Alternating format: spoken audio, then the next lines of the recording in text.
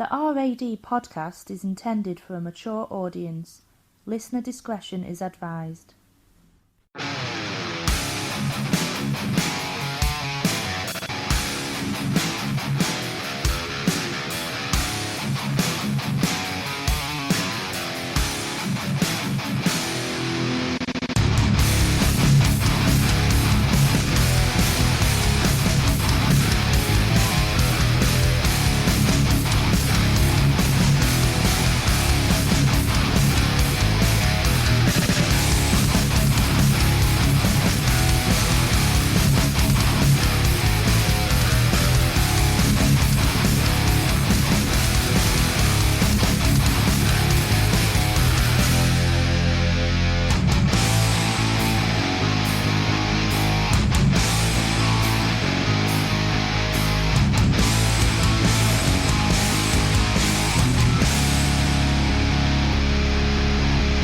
And welcome to this week's late edition of the RAD podcast, Random Ass Discussion. Joining us this week we have Darren Truby. Hello. We have the Scottish one, Xander. Howdy doody. And the lost one himself again, it is Adam Cox. Hello.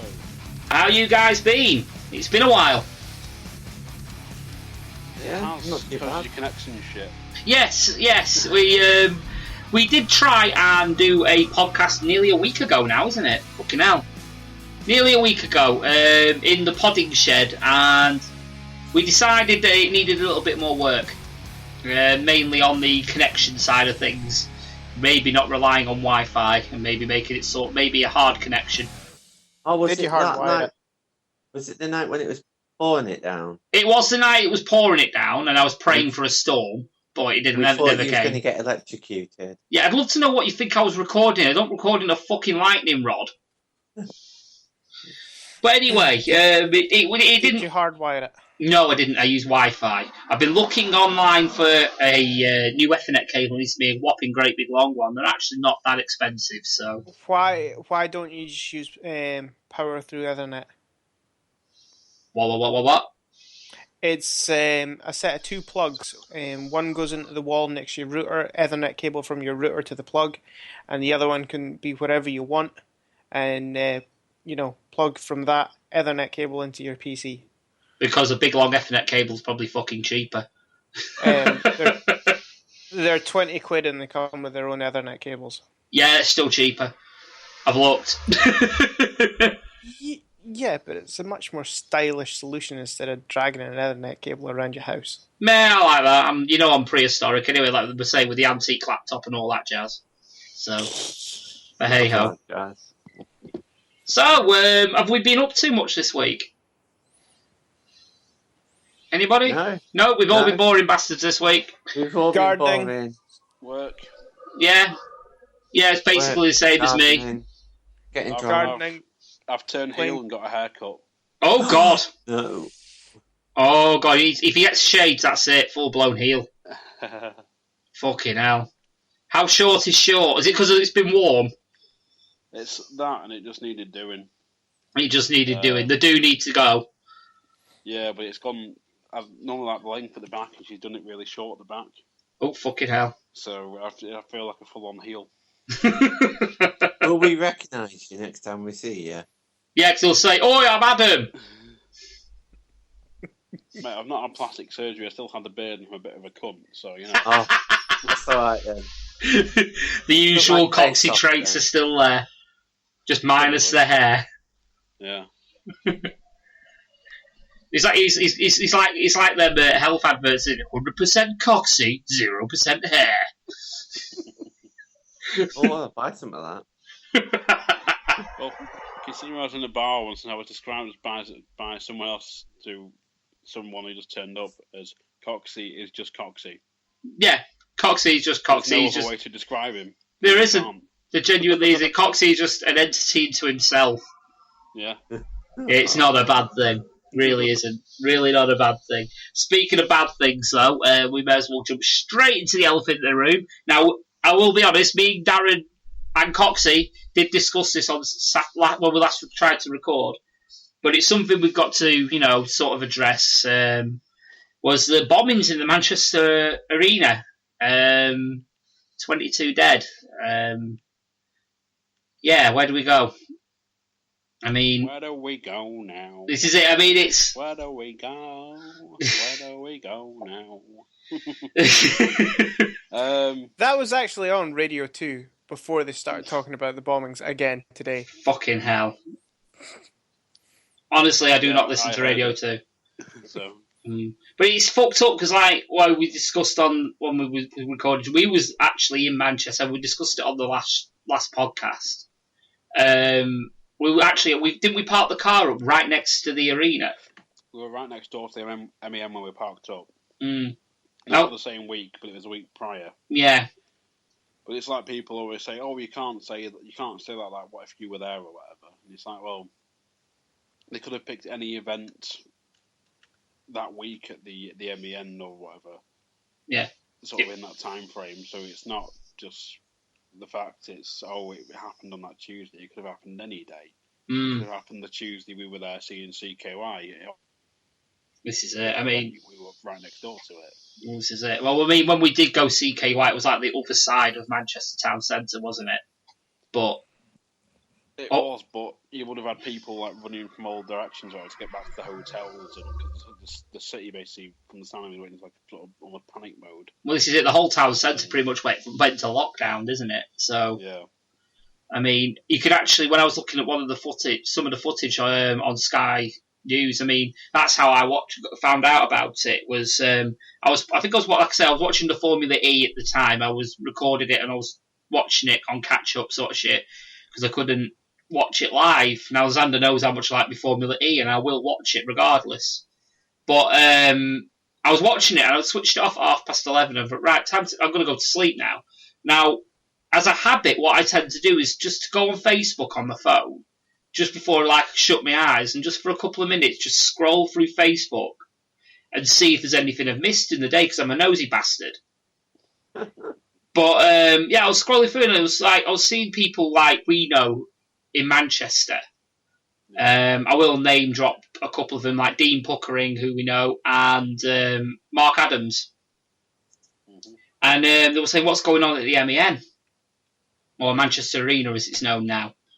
And I was like, okay, fair enough. Something must be going on. And then, as I was scrolling through, people from further away from Manchester, and even like Liverpool and things like that, were like, what's going on at the MEN? Manchester Arena. I was like, okay, something big's happened here. So I stuck on Sky News or BBC News just to see if anything happened. And there you go, it was all over there.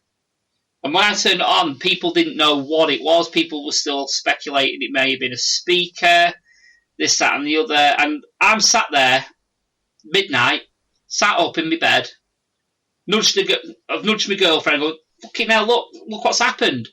It's like, she basically punched me in the face and said, why the fuck have you woke me up? But I was like, look at this shit on here. So I was watching it and I was piecing it all together. And you had the timing of it, which was obviously, a couple of minutes after the concert had finished, wasn't it? In one of the main exits, and there was a big explosion, and people were saying, oh, it could have been a big balloon. No, because that would have been in the arena. The actual arena itself, it would have been. Or it would have been a speaker that blown. Well, they wouldn't have massive, great big speakers that cause a massive explosion that would injure people in the foyer or in the outside area on an exit. If it was a speaker blown, it hurt somebody, again, it would have been in the arena. So I'm sat there at midnight thinking, something doesn't add up here. Because apparently they said it was outside of the arena. I thought, okay, so it's definitely not a speaker. It's not a balloon. Is it a bomb of some description? And then I think about midnight, there was a picture of an abandoned car in the middle of like a cross-hatching. Yeah. Like, just parked up and abandoned outside the thing, and I thought, oh shit, that's a suicide bomber. Because they were taking like a serious interest in this car. Sniffing dogs and all sorts. And rightly or wrongly, the car might have had fuck all to do with it. But for me, it was like someone's got out the car and just legged it in and just blew themselves up. And obviously, like I say, the timing of it was a bit too fishy for me. As if to say, well, that's been too well planned. It's just too much of all of it being a coincidence that they've timed it for when everybody was leaving. to blow them, to detonate this thing, to take people out. Now, I even said to my partner at this time, I know this sounds bad, but he did a fucking shit job. And the reason I said he did a shit job was because he detonated it too soon. Because, well, thankfully he did anyway. Because if he'd waited a bit longer, there'd been more people coming through. And it could have been a hell of a lot worse. Yeah. It could have been a hell of a lot worse. So thankfully he was a fucking doofus. And did, blew his load a bit too early. But what also was maybe got holy shit. And it's weird thoughts that come off and tangent off it. It's like, we were at CKY Coxy less than a week before that happened. Yeah. Now, obviously they were doing bag searches and things like that where we were at, but it was a little tiny, venue, wasn't it? And everyone was packed in like sardines. There was only one... capacity is about 500, I think it was. Well, this is it. I think it was pretty much at capacity, wasn't it? We weren't much shy of it. I reckon it was, yeah. All I'm going to say is, if someone had got in there with that sort of device, all I'm going to say is probably you wouldn't have had 22 dead. You're going to have probably at least 5 times that. Yeah, easily. Main reason, like I say, because it's the amount of people that were packed into one area. Well, people were also, like I say, they were saying security checks and what have you should have been better at the MEN. But what I want to know is how the hell can you security check someone before they get to security? Well, that's it. It was in an open space that anyone could have walked into at any point. Well, it was a shared space with the Victoria Station, wasn't it, where he went off? Well, they've separated it now, so you need to have an actual ticket to get through into that area. Because the way you've done it now is if you walk if you're in the car park we were in, which is the Old Bodies Brewery, yeah, you essentially cross over the road, you turn left, you walk up a bit, and then there's a big sort of open space, an underground underpass sort of thing. Yeah, you're walking through there, you go up 3 or 4 steps, and that takes you. You have a choice to go into the main car park, or you can go into the arena itself. I think there's lifts when they're in. There's a lift that takes you up to that floor where the McDonald's is. Yeah. Or something like that. You can go straight in to the McDonald's like that. It's one big open foyer. It's where the MEN box office is. Yeah, I remember actually when I went with with my ex-girlfriend, when I went to go and see Russell Howard. Now the format, the layout was exactly the same, and we're talking fucking hell now. Probably 7 years. Well, it was 7. Yeah, they changed it now, obviously for obvious reasons, but. 7 years ago, it was all shared space, and all you had to do was walk up them stairs where everyone was running out on the videos, and you were basically at McDonald's there, if I remember correctly. That's still there. Yeah. I think the McDonald's is closing soon. Yeah. But there used to be a way where you could go down the steps, and you could go essentially get onto the train, the train tracks, rather than to go essentially buy a ticket. But they sort of changed it so you couldn't do it, and now you have to go down this. I think it takes you over over the actual ticket barriers, but you can't get down past the barriers. You need to go down this set of stairs to go buy a ticket, and then go through the ticket barriers. And there's another set of stairs that takes you up and over the.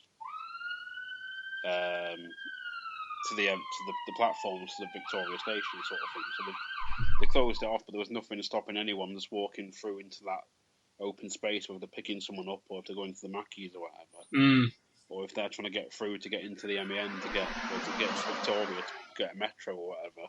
This is it. It shows, like I say, there was a lot of planning done. To get this obviously done, because someone's obviously gone in there and scoped the place and have looked at this is where they don't check security, this is where you can get in without being checked, this, that, and the other, and obviously they know that's where one of the main exits is obviously the foyer. So obviously it's not just some wannabe dickhead that's just gone in and done it. It's obviously, the people who took responsibility for it. Yep. ISIS who have planned it for a long fucking time. But like you say, it's certain things that they have to put in now to, make it so it's difficult to do these sort of things. But the problem now is it's going to be everywhere. The more that this shit happens, the more. What am I going to say? I'm not going to say awkward because obviously they're not going to put measures in for no reason. It's a good reason. Absolutely, we need to be able to do things safely and enjoy our lives safely without the worry of some fucking little dickhead coming and just blowing themselves up because. It's not good. By the way, who's turned the PSP on? Not PSP, it's my PC. Anywho, anyway, our thoughts go to the 22 that died, including the one lassie from Blackpool who passed away, who was a receptionist at South Shore Academy. I believe so. Yeah. Was it Jane? I can't remember. I can't remember her last name, bless her. I can't remember her name, but... Jane... Oh, is it Jane Tweddle? Something like that? Might have been. I don't want to butcher her name too much, so I'm going to leave it there. But yeah, our thoughts go to the 22 that died, their family, and the people that were injured. Including the lady of that the mother of the Sophie Roussos who's just become aware now of what's happened. Safi or something like Safi Roussos or something like that, yeah. Like I say, I don't want to butcher names. Out of obviously respect, but yeah, I can't imagine what she's feeling right now. I remember someone saying, it's horrible to say, but I hope someone said in a quote, I hope she doesn't come round so she doesn't have to face what's happened with her daughter. It's like a mercy sort of thing. But it's one of them. But on the back of that as well, we obviously, just after that, it was the bank holiday, wasn't it? It was. And obviously, us being, apart from Xander, obviously, everyone on the show does reside in Blackpool, also apart from Lewis because he's from Southport. But there was a false terror alert floating around, wasn't there, on Facebook? Again, this just goes proves to show you shouldn't believe everything you read online. Exactly. Especially when there's no credible source to back it up. Well, this is it. But when you think about it as well, though, when enough shit gets thrown at a wall, something's going to stick, isn't it? In Glasgow, Wishaw Hospital was evacuated for a bomb alert, and that is my mum's local hospital. Mm-hmm. And it's the one that dealt with all her cancer treatment. Yeah. There was a bomb alert in Dundee, which isn't far from me, and we seen riot police walking the streets of Montrose, which is only 9 miles away from me. Well, we had armed police officers guarding on the comedy carpet, which is just outside the Blackpool Tower. I didn't see any more around Blackpool, but there was armed police knocking around the promenade. Well, it just shows how much it's spread if it's, also fears up here. Well, this is it. I mean, it'll spread throughout the whole of the UK. I mean, obviously we had that fake terror alert in Blackpool, and it was like, eventually they had to apologise, and the police were talking to them, weren't they? I think they had to. There was another statement that said that they apologised because obviously they shouldn't have posted something that was unsubstantiated. But I think she'd heard it from a friend or someone at a party the night before or something daft like that. I can't remember the actual where she heard it, but decided it was a good enough reason to post it up in big capital letters on Facebook. Yeah, demanding people share it. Which a lot of people did because it was thousands of people shared it. Yeah. It got to the point where obviously I saw that many people obviously posting. I thought I'd give you guys a heads up even on it. Now I'm not one of these types of people. And I did say to you as well, take it with a pinch of salt because I was dubious myself anyway at the time. But I just like to say, obviously with Coxy working in the tourist sort of sector, I thought obviously I gave you a heads up to say just keep your eyes peeled. But funny enough, you actually said to me, because obviously events in Manchester do, affect the subconscious, and you automatically think, you're looking around and think, he looks dodgy, and he looks dodgy, and he looks dodgy, and the few days afterwards, you automatically do it. You might not think, oh, come on, You know, one in a billion people is going to be like that. But you automatically think that dickhead's up to something, and that dickhead's up to something, and that cunt's up front's up to something, he looks dodgy. But in reality, they're just doing what they normally do, and there's nothing that are actually completely legit. It's just, it's weird what the subconscious can do. It's like your brain goes into self-preservation mode. And your eyes are on stalks, and you're like a meerkat. Just looking round for danger when there really isn't any. Well, it didn't help the sort of the UK terror threat level got raised to critical from severe or whatever it was. Well, that's it. For a few days, the terror alert did go up, didn't it? We'd say it was critical. Which is funny when you think about it, day-to-day life, which is normal, you don't see much presence on the street, and that was critical, which is the second highest level. Mm-hmm. You'd think, obviously, the second highest level, everything, you know, next step up would be the army, and you'd see fucking tanks on the streets. But, yeah, and then I saw pictures in places like Liverpool and stuff where it was they did have armed police on patrolling the main areas. Well, where Blackpool was as well, you know, Blackpool had 2 armed police officers stood watching the comedy carpet all day. Now, I didn't obviously go down South Shore, but I would imagine there would be probably a similar setup down at the Pleasure Beach, round that way. So I didn't obviously go down that way. That's just an assumption. The Pleasure Beach has their own security, don't they? Yeah, but they're not armed. No, but I'm guessing it's sort of that thing of like a response team or whatever they probably have on the police. Play had a response team on standby or something. Yeah, I would have thought so.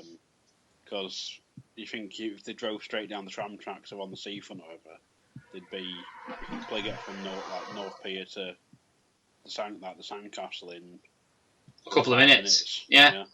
You just put your foot down and you're there, aren't you? But yeah, so yeah, it's amazing, you know, events can lead to people, you know, spreading shit and spreading fear over nothing, which is the same. The only thing we can take from this is obviously all we got to do is stay vigilant, and if you see anything dodgy, let the appropriate authorities know, and that's all you can do. Yeah. End of the day. And on that note, we'll move on to something a little bit more light-hearted, I think. Actually, yeah, I'll move on to speak of, we're talking about, you know, news and things like that. I noticed something today, a couple of days ago on Facebook, obviously, in I'm going to say reputable news outlet known as Blackpool Gazette. Oh. You know that's a joke. Apparently, according to the headline, and I didn't even give it the dignity of reading the article, it's like, you know, this is utter, you know, I've seen this posted somewhere, so we're going to share it because we've got no content sort of thing, is apparently spoon-feeding babies doubles their chance of getting obese. I just thought that was hilarious. It just means nothing. Spoon feeding, fork feeding, knife feeding. Load of rubbish. That's been written with someone who has never fed a baby. Yeah. I mean, or a toddler even. That is literally, you know your cellmate. If you try and feed them with a fork, how many times do they open and close their mouth, swing around everything? Yeah, but the next thing you know, you've got a stab fork through the lips. Yeah. It happens. So it genuinely happens. That is the stupidest thing anyone could write. Well, it's not only that. I mean, what you're going to do as opposed to not eating, as opposed to starvation. You know what I mean? Oh, I'm not going to spoon feed my 6-month-old, you know, baby rice and Weetabix. I'm not going to spoon feed them. I've been told not to. What the baby can do is take the food and throw it all over the room. That's better. That's better for the child. That's giving the child nourishment that it needs. What? No, instead we could give them a fork and a knife. I bet the article is going to be like, if you read the article or something, it's like a team at the University of such and such somewhere came to the conclusion that spoon feeding gives a higher chance of obesity for this reason. It'd be like, it'll just be a load of shite. Yeah, I'm just going to try and find the article now. But like I say, I mean, as opposed to what? I mean, what's the alternative methods to spoon feeding? Getting a slingshot and hoping you're a very good aim? Stabbing it in your hand and slapping it in their face as hard as you can. Yeah, so I found the article now. I'm just going to bring it up. And it'll condition their body into thinking they can shovel it down or some shite like that, which you know yourself, that is not true. No. Trying to spoon feed any child under a certain age, 90% of it is spat back out, and you're having to constantly mop it back up This again. is it. Do you want to hear what the article says? Fire on. It's not a long one. I'm just waiting for it to fucking load because the Blackpool Gazette website's fucking amazing. There we go. Right. Choosing to spoon feed your baby could be putting them at risk of obesity, and expert claims. Amy Brown, Professor of Public Health at Swansea University, says children should be encouraged to feed themselves independently when they are ready for solids. The researcher says babies should not be spoon-fed after 6 months. Are you taking the piss? What? Keep going. Her book, Why Starting Solids Matters, includes a study of 300 babies, which found that those who were spoon-fed are twice as likely to be overweight by the time they were toddlers. Babies who are allowed to select finger foods were significantly more able to stop when full. Bullshit. Have you ever seen a child with food? They eat and they eat and they eat until they're sick. Or if you're like my two youngest, which barely eat anything. This is no it. matter how much you try to feed them. Whereas my eldest, he was like that. Eat and eat and eat and then sick. And he's still like that. Yeah. And you guys, you've seen pictures of my kids. None of them are fat. Oh, they fought. And my eldest, he, literally will eat himself sick. And he's coming up 11. This is it. Carries on to say anyway, Professor Brown says, when you are waving a spoon around and saying, here comes the big aeroplane, let's finish it, if they clamp their mouth shut, forget about it, they will not starve. I mean, that's the end of the article. So Really? Yeah, really? That's the end of the article. That's hardly enough. Where's Swansea? Swansea's in Wales. Is it? Yeah, so it's a nice reputable yeah. University there that they got the source from. It's not Cambridge, it's not Oxford, fucking Swansea. Yeah. Fucking Swansea. And she's written a book about it. Yeah, she's written a book about it for gullible health experts, so-called experts. Fuck off, eh? Yeah, exactly. Although, end of the day, she's saying, you spoon feed your baby, right? Is not preferable to finger feeding. End of the day, though, if you're spoon feeding, you potentially have got control of how much that child fucking eats. Yep. So, if they're not eating, you can encourage to eat. Obviously, if you think they've had enough, you can take this food away. If you're an adult and you see you can't recognise when a child is full when they're not opening their mouths, and you're force feeding them you're force feeding them, that's abuse. When you're jacking their jaw open to Yeah. try and ram a bit in. Yeah, squeezing the cheeks together to make like a figure eight out of the lips so you can squeeze this fucking spoon in. If you have to do that, if you have to resort to that, you really need to have a look at your parenting skills. And that's the only way you're going to make a child obese, by fucking spoon feeding. Everyone knows bananas are good for kids. Right? Most kids will love bananas. Kids hate the feel of banana, though. Mm. They will either mash it up in their hands or touch it and then put it down. So My kids must... A 6-month-old, if they don't like the feel of banana but they love the taste of it, how's finger feeding going to work? Well, this is it. I mean, it's obviously, it's all textures and things. I mean, I was lucky. My kids absolutely love bananas, and they've actually, they actually just grabbed it and picked it up and ate it. So I was dead lucky. Harvey does not like the feel of bananas, but he will quite happily eat a peeled banana, while he's holding the skin. Ah, right, fair enough. And that's the way we get him, Yeah. But yeah, it's a load of shit. All I'm going to say is all parents know their babies better than fucking any expert. You should Except for parents that pay no attention to their children, and they're the parents that don't deserve children. At the end of the day, if you're one of these parents that's spoon feeding their child while you've got one hand on fucking colour switch, like them fucking stupid viral video on their fidget spinner. or fidget spinner. But anyway, speaking of that colour switch, have you seen all the stupid prank videos that are mainly prank videos on Facebook? No, a colour switch. Colour switch, yeah, I'm going to get to that. It's a game on your phone. Okay. It's a mobile game. Have any of you seen like the stupid prank videos? When get to a point, it's always involved with a stereotypically good-looking woman, you know, big arse, big tits, all this shit. You know, the tits are practically hanging out. And she's there on a plain colour switch. At some point, they always switch over to a camera over her shoulder to promote this fucking stupid game that the video makers have made. But obviously, they're using the girl playing colour switch as an advert for their game in the middle of this fucking prank video. And it's always like these reactions is like when a girl walks past and the guy like's like, ooh, looking at her, eyes bulging out. This is what you do, sort of shit. Am I the only one that spotted these? Yeah. I haven't watched it at all, mate. Just avoid them anyway. It just winds me up. It's like, if you're going to do a prank video, at least just do a prank video. Why are you trying to fucking peddle this shit? At least if you're going to do that, put an advert at the beginning or an advert at the end. Why, subliminally trying to advert it? It's fucking blatant anyway. Well, I did watch one once. It was that daft couple where the woman acts like she's a proper, like a moron. Yes, I know what you mean. Right, what's colour switch? I'm confused. What kind of game is it? I just put it on my Google Play thing, and I'm having a look at it. And the pictures, honestly, it looks pointless. I would rather play something like Super Breakout. There you go.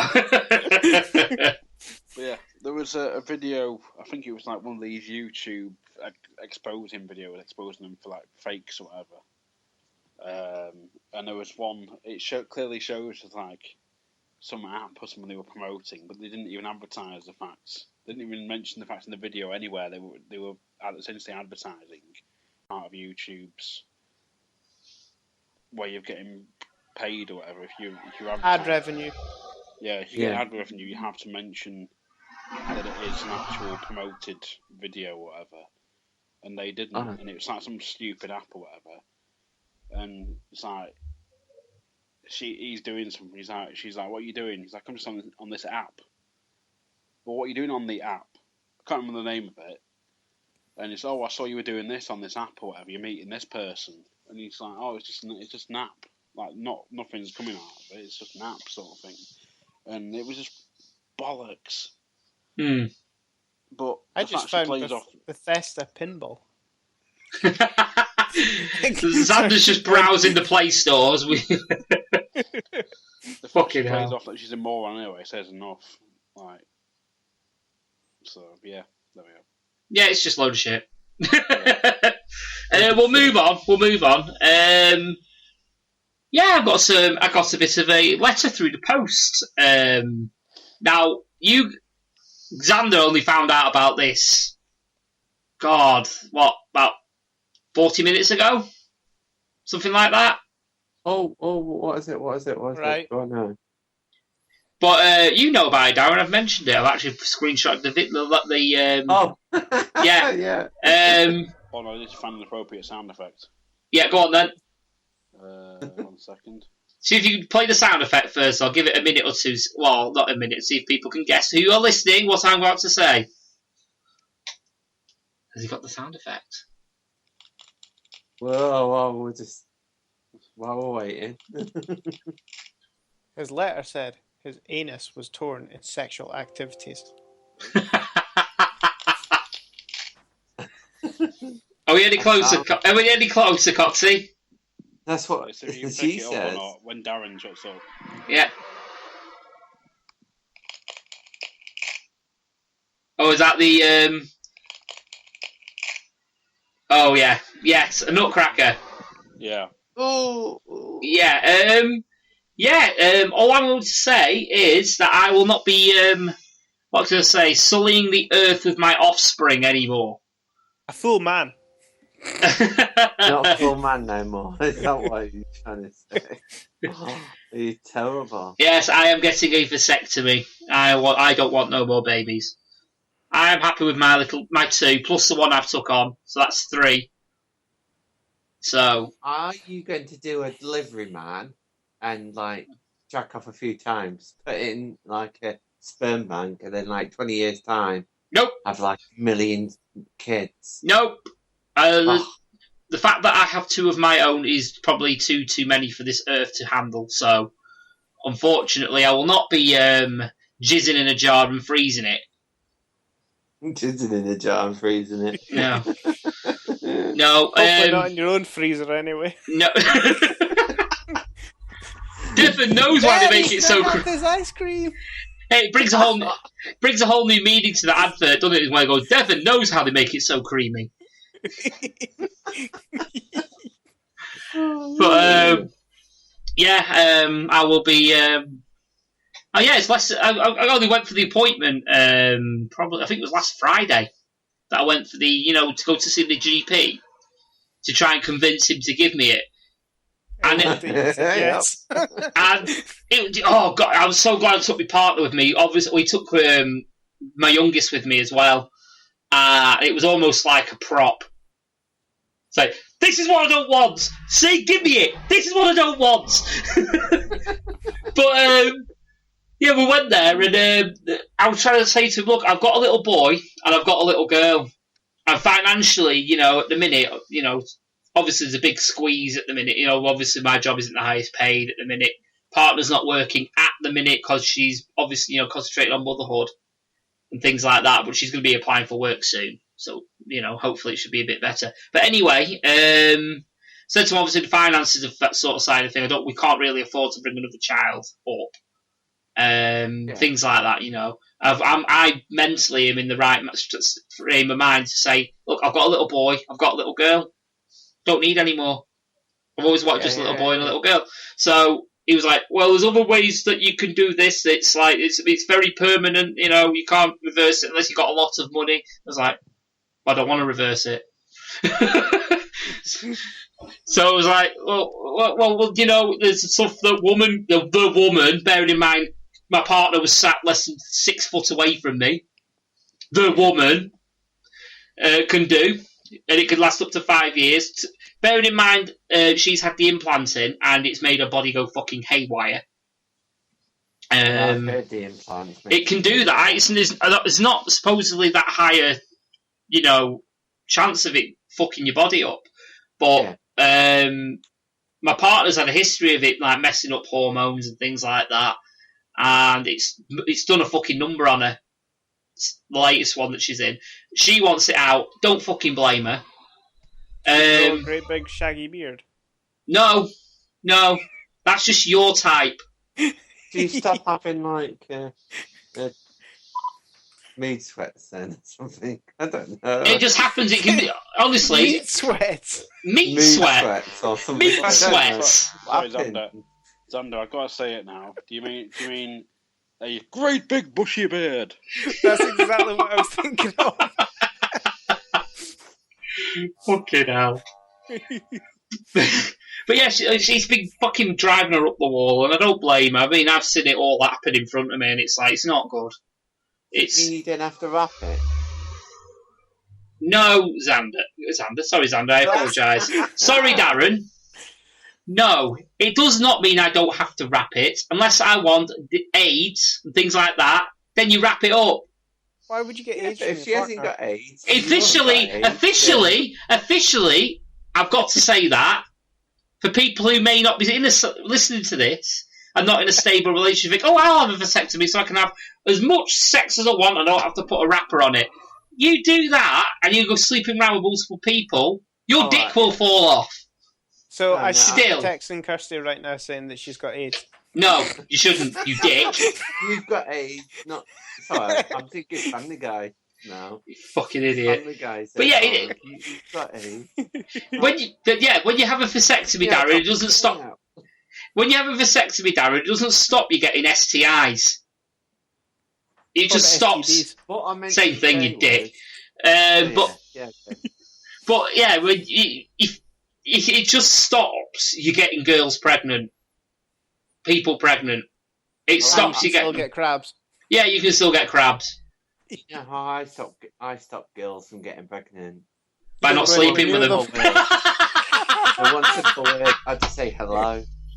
And then he went away. Oh, God. What he did is he nicked Cox's hair and put it on his head and started singing Lionel Richie. That's just scared him away. Hello.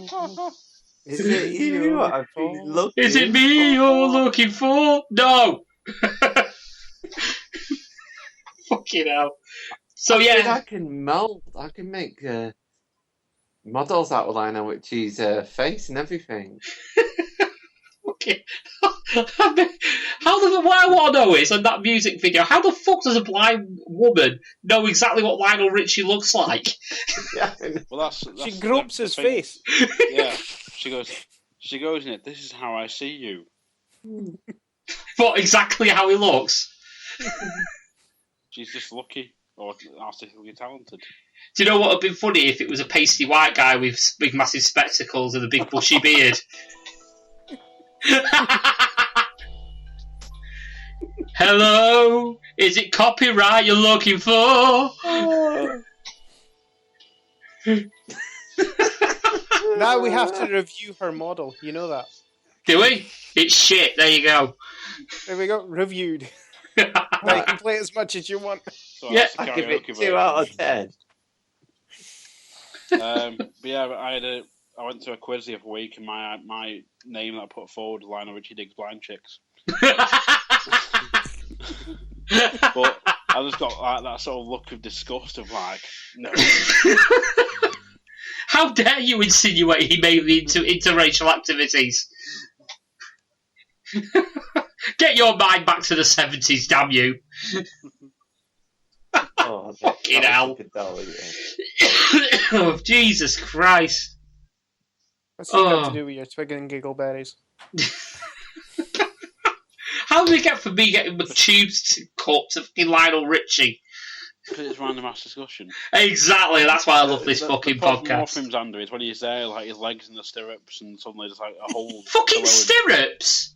Yeah, and then they'll flip a little. The doctor will come in and flip a little switch, and your balls will just drop through this little hole.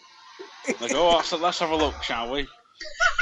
It's a bit like that scene out of James Bond, the torture scene out of Casino Royale. He's sat on the chair. It's worse when you see someone just sharpening a rusty machete next to you. Nuts just dangling through this hole. No, the worst. The worst. Like the ice pirates. What I don't want to see is if it's a bloke coming, he's got loads of fucking shaving cuts on his face. Fuck that. Be a bloke with like loads of cuts on his face and fingers like fucking. I had a bit of a problem, I was seeing double and I finally cut my fingers. No, he'll have fingers like bloody king size Twixes.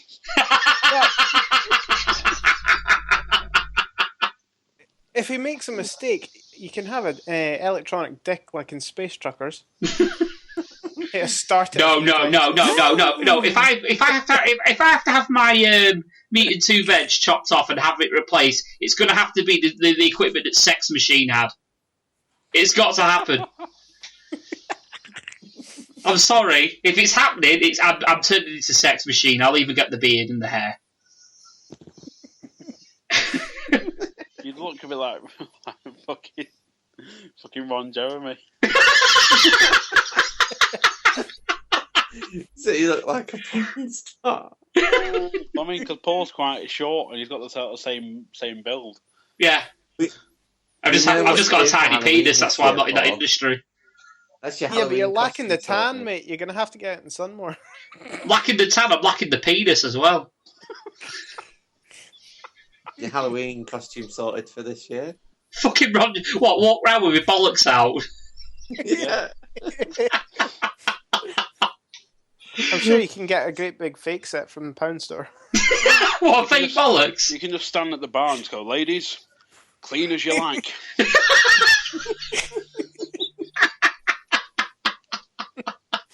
Fucking hellfire. I bet there's a lot of cheese in this room.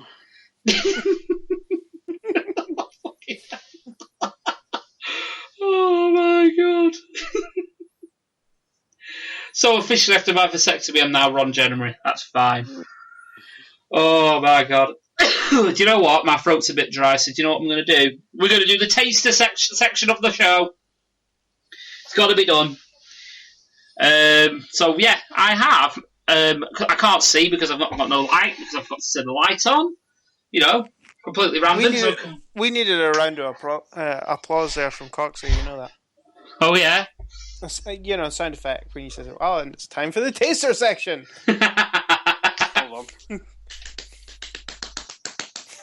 Hold on. Wild studio applause. Here we go. Do we have to redo that section then? No, you've already fucked it up now. Let me just cue it up. Oh. Too late. Wait. Oh, it's okay. Do it again. And now it's time for the taster section of the show.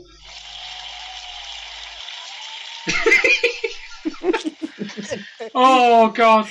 Right, so, Darren, I believe you have something this week. I do, but I don't know where it is. So what? You do yours first. Right, I'll get it on about it. Check your freezer first. It might be a bit creamy. Creamy. Man Milk Express. Oh, God. There was a joke in there, but I can't get it out. Oh, your salty aftertaste needs. Well, speaking of semen, I've actually potentially got something that's got taurine in it, so... But yeah, I found a energy drink in the local home bargains, and it's called Sunsol. It's I'll read exactly what it is before the ingredients. It's a sparkling raspberry and elderflower flavoured energy drink made with natural ingredients including guarana, baobab, cola nut, extracts, and caffeine, which helps improve concentration. Raspberry and elderflower flavour. 100% natural energy, and it's only got 84 calories per can. Woohoo! So, I'm healthy, but it's elderflower. Now, I've never tried elderflower before. That's nice, mate. So, it'll probably taste similar to if you had Red Devil, because that's elderberry. Well, I've never had Red Devil, so... I am back. Your mother is a hamster, and your father smells of elderberries. So yes, I'm part in your general direction. So yeah, apparently, like I said, there's an asterisk. Apparently, obviously, nutritional values per 100 ml. Bear in mind, it's a 250 ml can. Energy is 43 kilojoules of 34 calories per 100. Fat is less than 1.1 gram, of which of saturates is less than 0.1 gram. Carbohydrates 8.1, of which of sugar 7.1. And proteins less than 0.5, and salt is less than 0.1. So apparently it's quite good for you in terms of energy drink sort of thing. But it still has the high caffeine content of 32 milligram. So it's quite high. 30 milligram per 100 ml. So it's quite high. It's the same as Monster and things like that. It's your bog standard energy drink. It's just sort of marketed towards the healthy sort of section. If you get what I mean. Yeah. So like it. It's like a health fad product sort of thing. But yeah, I'm going to crack it open anyway, see what it's like. So I've got a cup here, so I can pour a little bit out, so I can tell you the colour. That's it. You heard it open up. It looks like it's a pinky colour, which is no shock with it being raspberry. Yeah. Smell it. That smells really nice. That actually smells really fucking nice. Ooh. Right, I'm going to give it a try anyway. Right, bottoms up. Ooh, okay, it's got a weird texture to it. Thank you, darling. Xander's got a brew.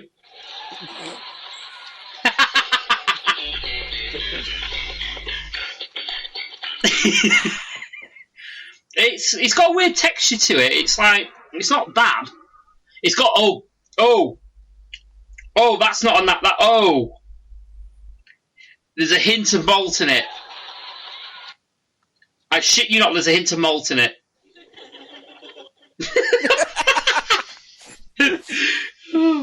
I'll try it again. Let's see.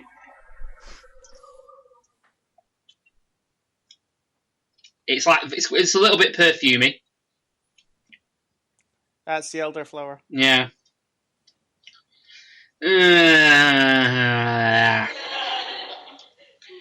It's not that offensive, but I wouldn't drink it. It's not nice, that. It's not great, that. I got a massive flashback of what was that one? Big Bear Black. Yeah. I got a massive hit of that sort of thing. That was the... It wasn't vanilla, it was the other one, wasn't it? Yeah, it was the one that I really didn't like. It was like... Oh, it wasn't Big Bear Black, it was Big Bear Pink. It was the one with aloe vera in it. Oh, lovely. So it's not great. Yeah, I will not be recommending that. Yeah, it's not nice. So yeah, Sunsoul. Sunsoul can go fuck itself. You're like your own Fresh Prince here. Yeah. Now, Darren, have you found what you were looking for? I have, yes. Right, so tell us about it. Did you like that one?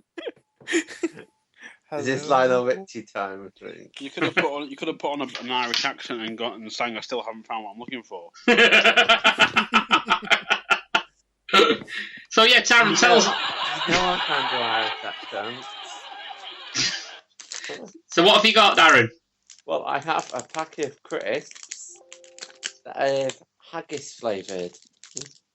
Okay. What the fuck's wrong with that? They're out to date. Well, at least they're out of date. Who are they made by? Golden Wonder. And I don't know what's in haggis, but everything that they say on the ingredients. Oh, haggis seasoning. That's it. So whatever that is. You don't know what's in haggis? Yeah, Xander, why don't you enlighten him what's in haggis? What is haggis? I don't know what's in haggis. Yeah, I don't. I know it's in animal things. Xander, tell him. Oats, barley, mutton, and it's usually cooked in a sheep's stomach with herbs and spices. So there you go. And they're not, well, they are. It's in like a Scottish tartan crisp packet. But yeah, there's loads of different variations on haggis recipes. But that's the gist of it. Mouth-watering haggis. Exactly. Jerry. Have you never tried haggis at all? I'll be honest, I've never tried it. It's something I'm willing to try. Think of a spicy black pudding. You've sold me. Right, so is that you opening the packet, Darren? That was me opening the packet, busting it down, getting a little smell. Actually, it just smelled quite good. Yeah. I'm eating one now. Are they dark colour or the crisps themselves, or is it just like your bog standard like Walker's look? They're just normal coloured crisps. Alright. You're getting a bit of peppery taste, but apart from that, they don't really have a taste. A strong. It could be that. It could be that kind of flavour that build. Or it could be the fact they're out of date. Yeah, it could be that they're out of date. How far out of date are they? April this year. So 2 months out of date. Not that bad. Yeah. You're not talking. You're not talking Ashton's level here. So. Well, that's rather disappointing. I was expecting them to be. It's just like if you get a pack of ready salted and you put a bit of pepper on them. That's what they taste like. I can honestly tell you, I've never done that.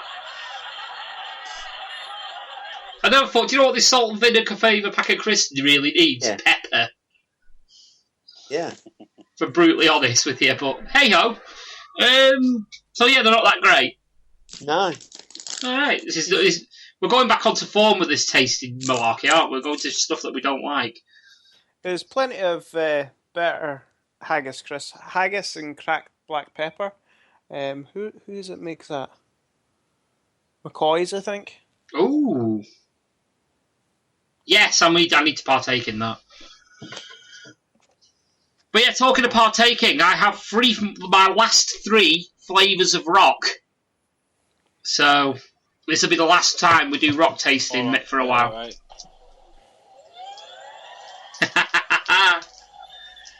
Now, these are more like probably the more conventional sort of flavours that you tend to find. So I'm going to start off with the more conventional, apart from actually saying that the other two aren't, but I'm going to start with a more conventional one, which is the chocolate mint flavour rock. So we'll start off with that.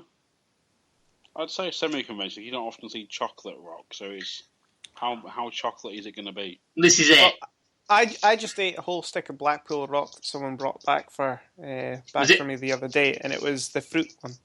Oh yeah. All right. That's why I ate the whole stick. Fair enough. But yeah, I've got chocolate mint flavour rock. It's green and brown. You know, shock horror. All the colours of an anus.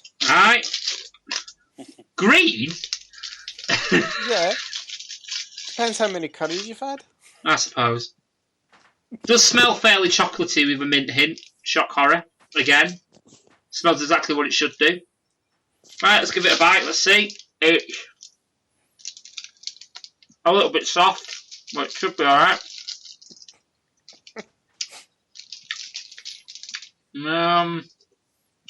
It's a chocolate hint to it. It's more minty.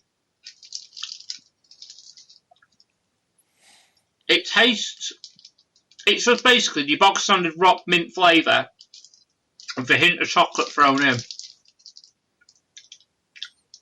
It's not that bad at all. It's actually quite nice. Even soft, that is quite nice. Yeah, I think I will partake in that later. That is nice. So yeah, that was quite nice. Now next up, goes slightly weirder. We have cream tea's flavour. What? Cream tea. Now this... I don't even know how to... What? I've never had cream tea, sort of thing. I've had a brew, which is a cup of tea, a mug of tea, but I've never had actually go like I have tea and scones, you know, sort of thing. So I don't know how this is going to really taste, but I'm assuming it's going to have like a hint of tea and a bit of like a creamy sort of aftertaste to it. It'll probably be like you'll get like a really possible strong thing of like sweet cream or something. But yeah. I'm assuming I'm looking at the picture now. It's 2 cups of black tea, a bit of cream, and there's like a scone there, plain scone. So it's like English sort of like afternoon tea sort of shit. So yeah, it's pink and brown, going in stripes, going round it. So I don't know what the reference, the pink is in like reference to, but hey ho. It might be funny if you've got pink cream. I think you need to take your cow to the fucking vets. Oh, right, this one is very, very soft. Or is it snapped? Right, it might be snapped. Hang on, let's give it a try. Well, soft. Oh. Oh, that's not very nice. Oh, that's disgusting. Oh. Oh. Yeah. It's like when you're eating something that you taste like you should be drinking. It's fucking weird. Oh. Now I've got without I've spat it out, I've got like a very, very, very sweet aftertaste. Oh. Yeah, I don't recommend that one. It's really, really sickly. Not nice at all, that one. Speaking of sickly now, here we go. The last one, I've kept the main event to last.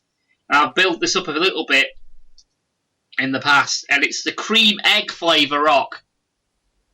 Now, this is the one you were intrigued in, wasn't it, Coxy? Yeah, it was cream egg or Kinder Bueno or something that I saw somewhere in one of the shops. This is just, like I say, it's cream egg. If I can find the Kinder Bueno one, I will try it on the podcast. Yeah. But cream egg. It may have been the cream egg one I saw. I just walked into a shop and just sort of glanced. It was like a glancing look because I saw it more drawn to the quotation fingers ganja flavoured rock. Do you know what? I will try that. I will try that. Do you know what? I won't even know what it tastes like, to be brutally honest with you. So I will be trying it. I will try it at some point when I get a chance. I will buy some more. But yeah, the look of it, it's got yellow, red, and really, really dark black dark blue, borderline black stripes down it. Yeah, I'm just going to crack straight onto it, I think. I hope this one's solid. This is hard. It's not soft like the other two. The doctor's going to be saying that to you soon. Yeah. A little bit of swelling. Do you know on that I've got to wear tighty whities for about 4 weeks? I know. Not an image I want to know, no. Thank you very much, Paul. Nightmare sorted for the night. You know, that's what I'm good for. You're having to wear, like, Richard, like, white proper Y-fronts pulled right up and... No, mate, practically fucking Speedos, mate. Don't know, you could wear them already. So, yeah, practically Speedos. You're like the budgie smugglers. It's alright. You'll also get the benefit of getting told that you have to have a wank quite regularly. Yep. I think you've got to ejaculate 20 times to clear your pipes. Darren found the word ejaculate funny because 20 times. 20 times. Not in a row, you complete dickhead. Not in a row. Don't just stand there for an hour just tossing off to Pornhub.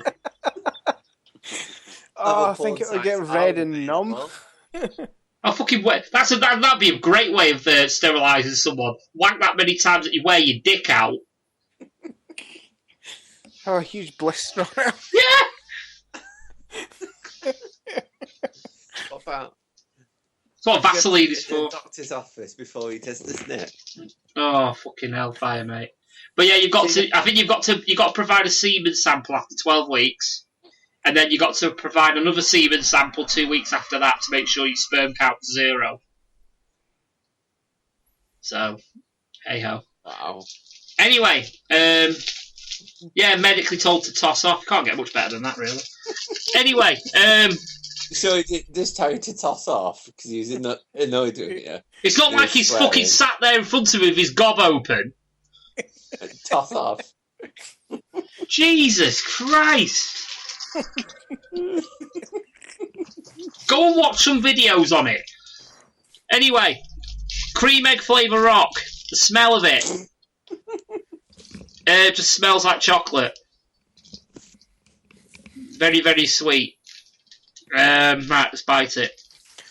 No, the doctor's not going to say that. Oh, it's a little bit harder this time. Is it hard or just turgid? That one's really nice. Just stop it now. And do you know what? Do you know what? Out of all the rock that I've tried, this cream egg one is probably the most accurate. It's actually probably the most accurate. That's really nice. If you like cream eggs, you'll like that. Sweet. So yeah, the cream egg one is thoroughly recommended. So yeah, that's the end of my rock reviews. That's all done. No more rock. Until I find some more. So I'll pick you up to some of the ganja flavour. Yeah, gotta be done. Gotta be done. And on that bombshell, I think we're going to go for a very, very short break. So we'll be right back after these messages. Hey, this is Coxy, reminding you to check out the Lost Art of Podcasting. We cover reviews, interviews, listener topics, our own topics. We even take a general look at life and the world around us. So I'll find the Lost Art Podcasting on Spreaker, Stitcher, iTunes, even YouTube, and all of the good podcast places. Support the RAD podcast by finding us on Facebook, and then you can find us on Spreaker, Stitcher, iTunes, YouTube, and all good podcast catchers. Our Twitter handle is @UKRAD Podcast. Don't forget to follow our friends at The Lost Art of Podcasting. You can also find them on Facebook, Stitcher, YouTube, iTunes, and all other good podcast catchers. Their Twitter handle is @LostArtPodcast. Also, don't forget to follow their spin-off show, The Lost Art of Wrestling. It's also on Facebook and Stitcher, iTunes, etc. and their Twitter handle is @LAOW Podcast. Don't forget to also follow our friends at These People Podcast. They are on Facebook, iTunes and Spreaker. They have their Twitter at TP Podcast, and they have their website at www.thesepeoplepodcast.com. And also, don't forget to catch the Casa Mirth podcast. They have a website at www.casamirth.com, and also their Twitter handle is @CasaMirth. You can find them on iTunes and Stitcher and other good podcast catchers. And also, don't forget, if you're in Blackpool and are looking for a great night out, head to Reflex in Blackpool, situated at the Vauxhall. It is the home of 60s, 70s, 80s and 90s music, and has a great family bar and restaurant upstairs. So for a great evening of fun and amazing food and nostalgic music, head to Reflex at the Vauxhall. And now it's back to the RAD podcast. Hi and welcome back to the RAD podcast. Now, a couple of weeks ago, it seems like a couple of weeks ago, we asked for listener topics. Now, the second half of the show is going to be dedicated to the listener topics because we have a fucking shitload of them, which is great. So thank you guys for that. Brilliant. Love it. Keep it up. Keep sending us topics. That's what we want. Perfect. That round of applause is dedicated to you, the listeners. God, that was very Stilton, wasn't it?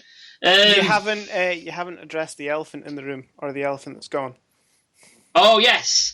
You may notice a distinct lack of yeahs and nices and things like that. That is because Darren Truby has had to go because he has work in the morning. Oh.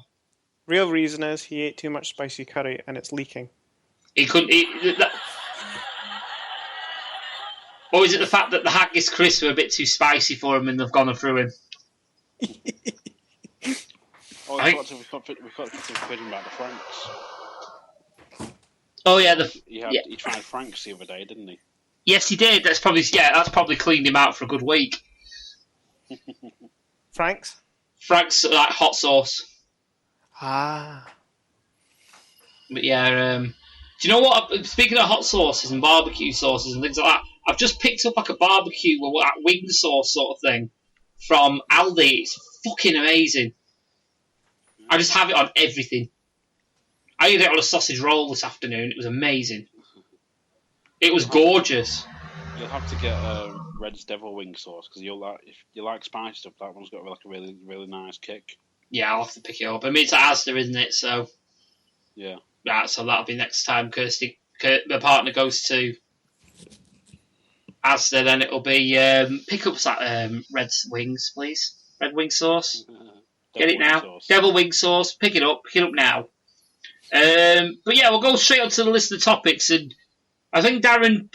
Obviously, a couple of topics have come from hosts, not me. This one is Darren Truby.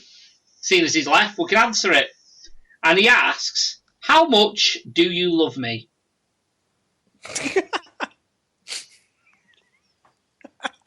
Love is a strong word. It's more tolerate. Yeah, I was going to say it's more of a tolerate sort of thing. We like to include him. Look, you've got to let him have a go. Come on, you know that mangy cat that you see at this corner every now and again that you really restrain yourself from walking over and kicking? Yes. That kind of level of tolerate. I want to inflict pain, but I won't because it's morally wrong. Yes. Yeah. It's like I say, yeah, we don't love you. We kind of, put up with you. I think that's it. Yeah, I think that's, yeah. Yeah, I think, that works out pretty fine for an answer. We'll finish it off with yeah. Yeah. Yeah. Yeah. Moving on. Forced in segue. Our good friend, Mr. James Bunkle. He writes in asking, Pete Dunne versus Tyler Bate. How good was that? Who? James Bunkle is the co-host with Coxy on Lost Art of Wrestling. Not that, the wrestling part. Oh! Pete Dunne, Tyler Bate, two up-and-coming, I wouldn't even say up-and-coming now, they're there, aren't they? British wrestlers. Bearing in mind, Pete Dunne is how old? What, 24? Something like that? About 24, and I think... Tyler Bates just turned 20. He's just turned 20. Yeah. And they had a match at the latest NXT TakeOver in Chicago. And would I be wrong, Coxy, in saying that they stole the show? No, considering I think was it the second match of the card. It was the second match of the night. What can I say? When you have an American crowd stand up and give you a standing ovation 4 times during a match, bearing in mind these are 2 UK guys they've probably never heard of before January. Yeah? Yeah. At about 3 points during the match, they all, instead of shouting, obviously, the American thing is USA, isn't it? USA, US. They're shouting in UK. It's like, wow. It's like, and let me put it this way. I've never had an actual match give me chills. I think I said this on the group chat, didn't I? Yeah. I have never actually had a match, like I say, that gave me chills. I have. I'm trying to remember, though. It was WCW, and it was Goldberg, and I'm trying to remember who he was against. But I mean, like, this match was so good, I actually had chills. It was that stop good. You there, Xander. When you said WCW, it was like, no, it wasn't. No. WCW, no. But this match WCW was epic. You're wrong. Oh, Reginald? I disagree. But yeah, I remember looking down at my arm and my hairs were actually standing on end. I was like, what have I actually witnessed? Now, there was a point where I am at this moment at a position where I don't give a flying fuck about wrestling too much. I really haven't watched much WWE in the past couple of months. My local wrestling promotion, PCW, I honestly don't give a flying fuck about at the minute. I won't give my opinions on air, but yeah, I'm not enjoying it at the minute, I'll be honest. But do you know what? The only thing I'm looking forward to is the UK Championship stuff on the WWE Network at the minute. Because it's absolutely fucking brilliant. Well, I'm also waiting for the green light of them hopefully hosting Progress and ICW content on there. Well, this is it, I mean... Which is, apparently, it's just waiting to get the green light from Vinnie Mac. The problem with, obviously, I mean, we're tangenting a bit off the match when I will get back to it, is, well, obviously, with all the UK talent being signed up to things like WWE, things like that, it's sapping all the talent out of the local promotions that are not affiliated with WWE, such as Progress and ICW. And it is hurting the smaller promotions. Because you can't have the contracted talent in some cases, I'm assuming. I'm assuming that's potentially why people like Dave Mastiff and Rampage Brown haven't been at PCW, because they're contracted in with World of Sport. Possibly. That might be part of their deal, that they can't work for certain promotions. Possibly. I'm just trying to think of who else I haven't been on. You've also got Martin Kirby that's not been there a lot. Well, Kirby's with What Culture, isn't he? Yes. Ligero is part of... Well, no. Well, Ligero is What Culture, isn't he? He's both. He's worked both. Ah.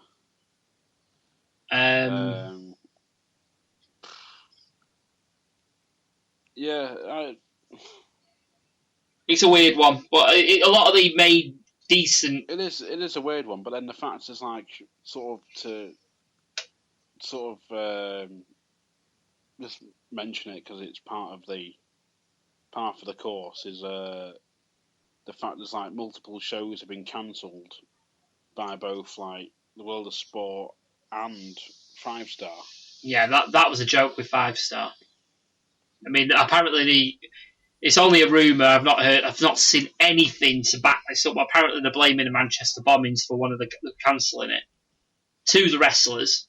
Now, obviously, I've not seen anything to prove that, and I hope that's wrong. But that's fucking scummy if that's the case.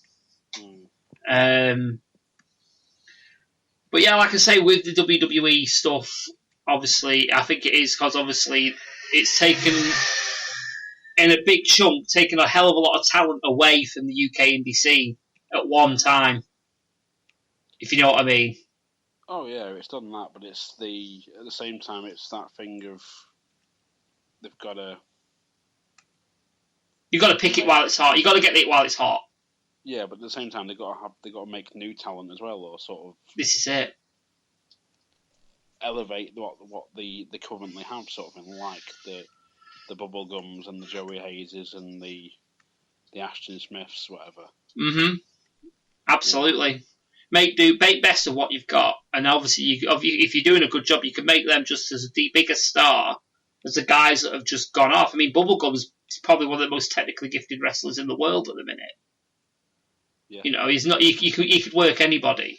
But speaking of guys that can work anybody, I mean, these two that in the question, Pete Dunne, Tyler Bate. I mean, I'm trying to think back to the match, but I think I was enjoying it that much. Can't recall that much. I mean, there was a fuckload of false finishes. It was. I mean, I think obviously the way you could tell it was such a good match and the storytelling was amazing in it was the way the crowd didn't give a flying fuck for the first couple of minutes, and then when they got more into it, and it just obviously you get standing ovations. It was crazy. The crowd was into it, and it's like I was saying to James about it. Like, because he was sort of saying, he said they watched I think it was Tyler Bate and Jack Gallagher. Oh yeah, on NXT. On NXT, yeah, and he said Jack Gallagher worked over the arm or the wrist or something, like pretty much the entire match. He got a key lock thing on. He was basically trying to end the match with it. And he's like, it was really well done. So but the crowd went into it because it was too technical for him. But the thing is, though, they went technical, didn't they? And they were into it. They weren't technical, but it's bigger crowd, sort of Chicago, which is known for being one of the sort of tougher crowds, who they know what they like and they'll tell you if they think it's shit. Yeah, in air quotations, the smart crowd. Yeah, and it was very well done. It's like I was saying to James. I said to me that was them showing. You could tell the difference in this. It showed British strong style. You could see the difference in what I'd probably call American strong style against like Japanese strong style to British strong style. You could see the difference in how they were wrestling compared to the rest of the card and that, and yeah. I mean, the only gripe I think I have, a bit like Jim Cornette said, with the punches, were a bit hit and miss. Yeah, but it's one minor negative on a whole plethora of pluses. The match itself was brilliant. The match itself was fucking amazing. I mean, I did have a point then. I mean, you could tell that they put 110% in that match because it was like. It was a way of the UK tournament sort of like idea proving itself. And I've got images of Triple H, elbowing Vince McMahon in the back and see, look at this shit, look at what I've done. We need this on this, It's designed specifically to get the UK market, but the thing is, though, when you have matches like that on a mainstream show, it says in air quotations, with being NXT, you're going to drag the American audience in there as well. They're going to ask, what the fuck is all this UK shit? And they're going to go and watch it. The fact you started saying there's like trips over and bins there. Yeah. Over and bins. It partially made me think he's just sat there. He's like on a table, his feet up, headset on, hands behind his head. He texts Vince and he's like, call me. Yeah. And Vince just goes, "What do you want?" And he's like, "Are you watching?" he's like, "Yes, I'm watching." And then Chips just starts laughing and puts the phone down. Oh God. It just makes you wish. That's just a sample of what Triple H can do with two guys, even for the American market, two guys that they've never heard of. I mean, can you imagine when Vince disappears and Triple H has got it all to himself? Yeah. Oh, God. It'll be that thing of like... It'll be the Vince meme, won't it? Just going, "All right, you son of a bitch." Oh, yeah. But Bunkle, I can't emphasise how much you need to watch this match. Then rewatch it and rewatch it again. Because it's easily going to be in the top 3 this year of match of the year. If not, it's going to take some beating to beat that match, the match of the year. Because there certainly wasn't anything at WrestleMania that was anywhere near as good as that. Oh, God, no. Anywhere near as good as that. Well, it's got tough contention from the likes of Kenny Omega and Okada. Yeah, obviously, if you're talking worldwide promotions, yeah, you're going to have a bit of competition maybe from New Japan, but in terms if you keep it exclusively in WWE, that's going to be your match of the year. There's no beating that. No beating that. Unless someone pulls an absolute blinder out at SummerSlam. The thing is, I'm waiting for the Slammies, and they'll be like, "What's your match of the year?" And they'll have the vote now, and everyone will purposely vote to take the piss for the Horrors match. Yeah, or it'll be John Cena and Nikki Bella versus Miz and Maurice. Yeah, but then you'll come to well, there's that, but you'll come to like the shortlist for the Slammies. Like, okay, you've got like 1 hour to vote for your match of the year, and it'll be like you'll have the House of Horrors match, the Cenas versus the Miz's. The Miz's misses. Pete Dunne, Tyler Bate, and everyone will vote for the House of Horrors match and just shit all over it. Yeah. This is it. But yeah, it's that good. Get it watched. Anyone. Xander. Yo. Get the network just to watch that one match. You need to. The first month's free, and then you can cancel it. It'll be on YouTube. It's not on YouTube. Is it? He can acquire it via means. Oh yeah, or you could acquire it via means, which you don't endorse, but you could. But yeah, Bunkle, is he seriously not watched this match? He's been catching up, but he's had the baby as well. Oh yeah. So that's sort of been... Yeah, it's priority. Yeah. It's gotta be, yeah. Yeah, mate, you're in for a treat. Seriously, I mean, it's going to be match of the year. Easily going to be match of the year. It's the best half hour of wrestling I have seen since I got back into wrestling in 2010. I will put it that high. It is better than Final Battle 2011. That had Steen Jericho with the Ladder War. Better than Wrestle Kingdom, any Wrestle Kingdom match I've seen. Honestly, I'd put it up there with that. Honestly. Get it watched.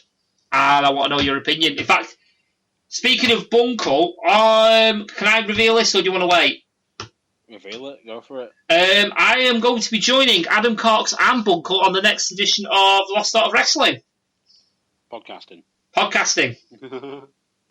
So yeah, I'll be there.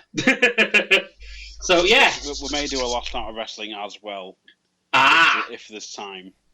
But it's we are sort of Lost Art's making moves, shall we say? Yes. So I'm currently plotting and discussing and planning, concocting, scheming, and all them words. Pyramid fingers. Yes. Yes, there are moves in motion. So yeah, Bunkle, when you hear this, because it will go out on Saturday morning, get that match watched before that day we record. It needs to happen. Even if you have to skip ahead and just watch that one match, get it watched. it doesn't affect NXT at all, does it? I mean, you build up for it, so you'd be all right just watching that one match. The show itself was pretty good, but I didn't understand the logic behind.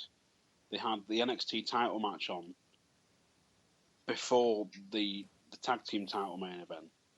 Because I think they were making a big deal out of DIY splitting up, weren't they? They were, but at the same time, it's like you sort of surely the main belt should go on last. Well, yeah, you would have thought I don't so. know if that's just me being doing my Jim Cornette and sort of being old school about it or whatever. But That was one of CM Punk's main gripes, wasn't it, about when he had the title run? Yeah. But hey ho. But yeah, get it watched and then we can discuss it because I'm going to watch it again. Now after that, you've whetted my appetite. We'll move on to a couple of topics that Coxy provided. The first one is, they're both belters by the way, these, mate, so kudos to you. You get one dipping sauce for the rest of your life. What do you pick? I'm going to start with Xander. Before Xander answers, I just want to say I did steal this from Sean Innes, who does I want to say it's called the Fifth Cast, but it's FYFC. He also does the Fear Cast, which you can find online somewhere. So cheers, Sean. Thank you, Sean.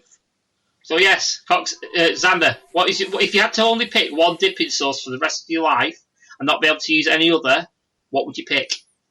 Sour cream. Sour cream. Why? Because it goes with everything. That's a fair shout, I suppose. Fair shout. What about you, Coxy? I mean, you wouldn't want chili dipping sauce when you're eating something with chilies as well. I'll get back to you on that. See, I'm sort of in the same boat as Xander. I was thinking of, when I first heard the question, I was thinking sour cream, but I'd have to go for like sour cream and chive. Right. Oh, yeah. Now, go on. See, I don't know if I can have a caveat here. Can you mix two dipping sauces and just have that mix? You mean you want Tabasconaise? No, I don't want Tabasconaise. Can you mix two sauces together and have that as your dipping sauce for the rest of your life? What would you be mixing? Presumably you could do anything you want because it's a dipping sauce for the rest of your life. And if you are making that dipping sauce, I suppose if that counts, then what I will do, what I will choose is something that I concocted up called, and I've actually let the chili company know about this one. Coxy knows exactly which one it is now. The Beastinaise. That's the one. Beastinaise. Now, there's a hot sauce made by the chili company, and it's called the Beast. It's ridiculously hot, but it's fucking lovely. I have it on literally everything. I actually had it in a homemade chili the other day, and it was lovely. Yeah, what I did once was I made chicken burgers, and what I did was it chicken burger or did I put it on a chicken wrap? Chicken wrap. It was a chicken wrap, that was it. It was southern fried wrap chicken.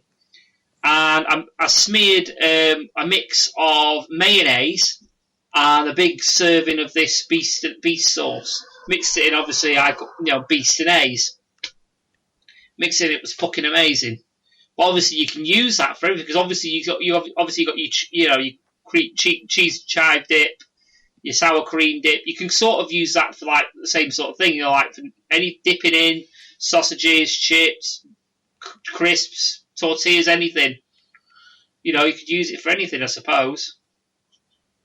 But yeah, that's what I would do because it's multi-bloody purpose. Because you can use it as a spread, you can dip stuff in it. Can't lick it off your partner.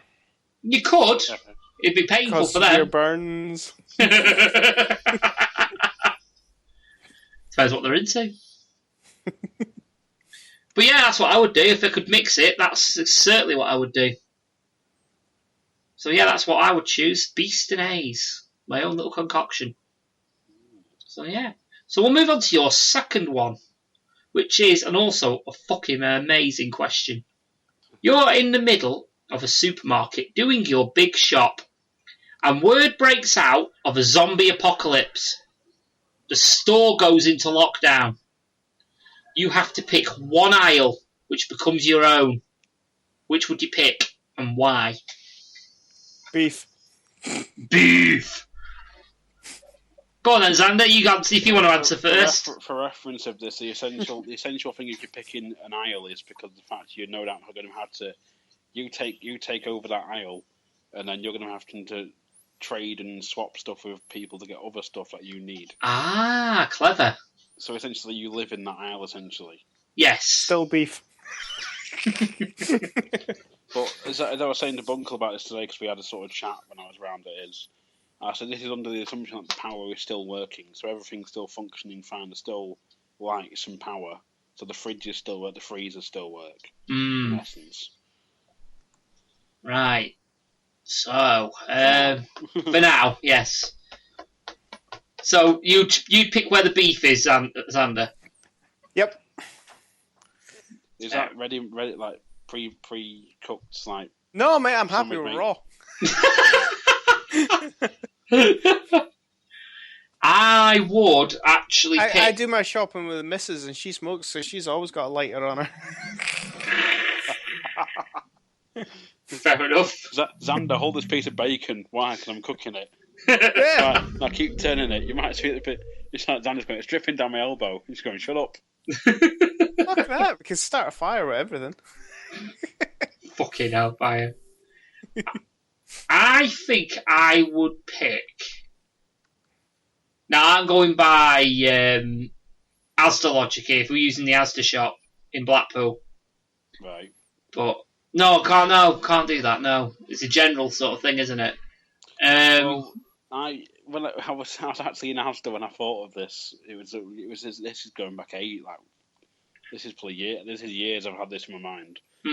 But it was that sort of thing. It's like if you're in Asda and suddenly it happened, what's the first aisle you'd go to? Well, but it was like it also because I was thinking about today. It's like what if I was in Tesco, sort of thing. Do you know where I would go? I've just thought of it then. Yep. Fruit and veg. See, I thought about that one. Fruit and veg, because if you've got your fruit, you can make juice, so you can drink. But also you've got your vegetables there, you can eat. Obviously, if you've got a means of cooking it and stuff like that, that's even better. Problem for me, I'd have with the veg bit is it's like the stuff that's going to go off first. That's true. It's very perishable, isn't it? So that's why you'd have to batch cook everything. Yeah. So I would just be cooking loads. So I'd have to trade a few sacks of potatoes for somebody who's on the electrical aisle for like a hob or something. Plug-in hob. Yeah, but then and a few pans. There's a person like on the toilet roll aisle who's supposed to trade you your hob for some toilet roll. Well, so go find the guy that's got the hobs. It'd essentially turn into like a bloody medieval village in essence. Yes, it would. So he's got hobs down there. Go see him. But you've got toilet rolls. I can give you a tangerine. But like, do you remember the old Carling ad? You got any leeches for this? Yeah. But it's like, how much for a Carling? 3 groats. But I've only got 1 groat. 1 groat gets you this. How much for a Carlsberg? 3 groats. What about 1 groat and a turnip? Done. What about the stupid teeny bopper that thinks the clothes aisle is the best aisle? Then they'll die. They'll die of malnourishment. When we actually had a discussion today, one of the kids was there, and they said like I'd go to the toy aisle. I said, you would, but I said that's you doomed. And she thought to me, "What you're mean you are." At least they wouldn't die of boredom. True. It's like, I'll go to the Xbox aisle. Yeah, good luck eating CDs. It's not that. It's like, where do you plug it in? Well, we got the display unit. You just have to smash open the case, and there you go, fully functioning Xbox. Yeah. But hey ho. And if you can just reach around the corner, you can reach the bread in Asda. I'd have to go for like one of like, as I think Bunkle pointed out best, is like one of the best aisles to play go to would be like the tin food section. Oh yeah, but you need a tin opener. But usually they have them on. But usually they have them hung up, don't they? Yep. So, and sometimes, most of the time now, most cans come with ring pulls. Well, that was his logic too. Is like you got ring pulls. This is it. And you can eat it. It's ready to eat. Yeah, everything in a tin you can. I think you can eat apart from red kidney beans. I think you can get poorly off them, but other than that, it's pretty much fair game. Even dog food. Yeah. So that's got to be fit for human consumption. So yeah, you can even go on the pet aisle. That's in the pet food aisle, though, mate. You got to feel sorry for the poor fucker that's got cat litter and cat food, aren't you? Yeah, but they'll be there like we've run out of toilet roll and just like they'll be there. Well, I've got a litter tray. Yeah, a litter tray. They'll be there. The big guy will be there shitting in it. Like with a 3-week-old Sun newspaper that he's found somewhere. Can I have some fucking privacy, please? He's rereading the TV guide from 3 weeks ago. Oh fuck! I missed Britain's Got Talent. He's like, oh, Hot Fuzz not going tonight. On ITV2. Oh, fucking hell. Hang on a minute. What's this? Shaun of the Dead? Hey? Oh, there's a zombie there. Oh, yeah, but it came down to that thing of like, because it came from the idea originally when I watched The Mist.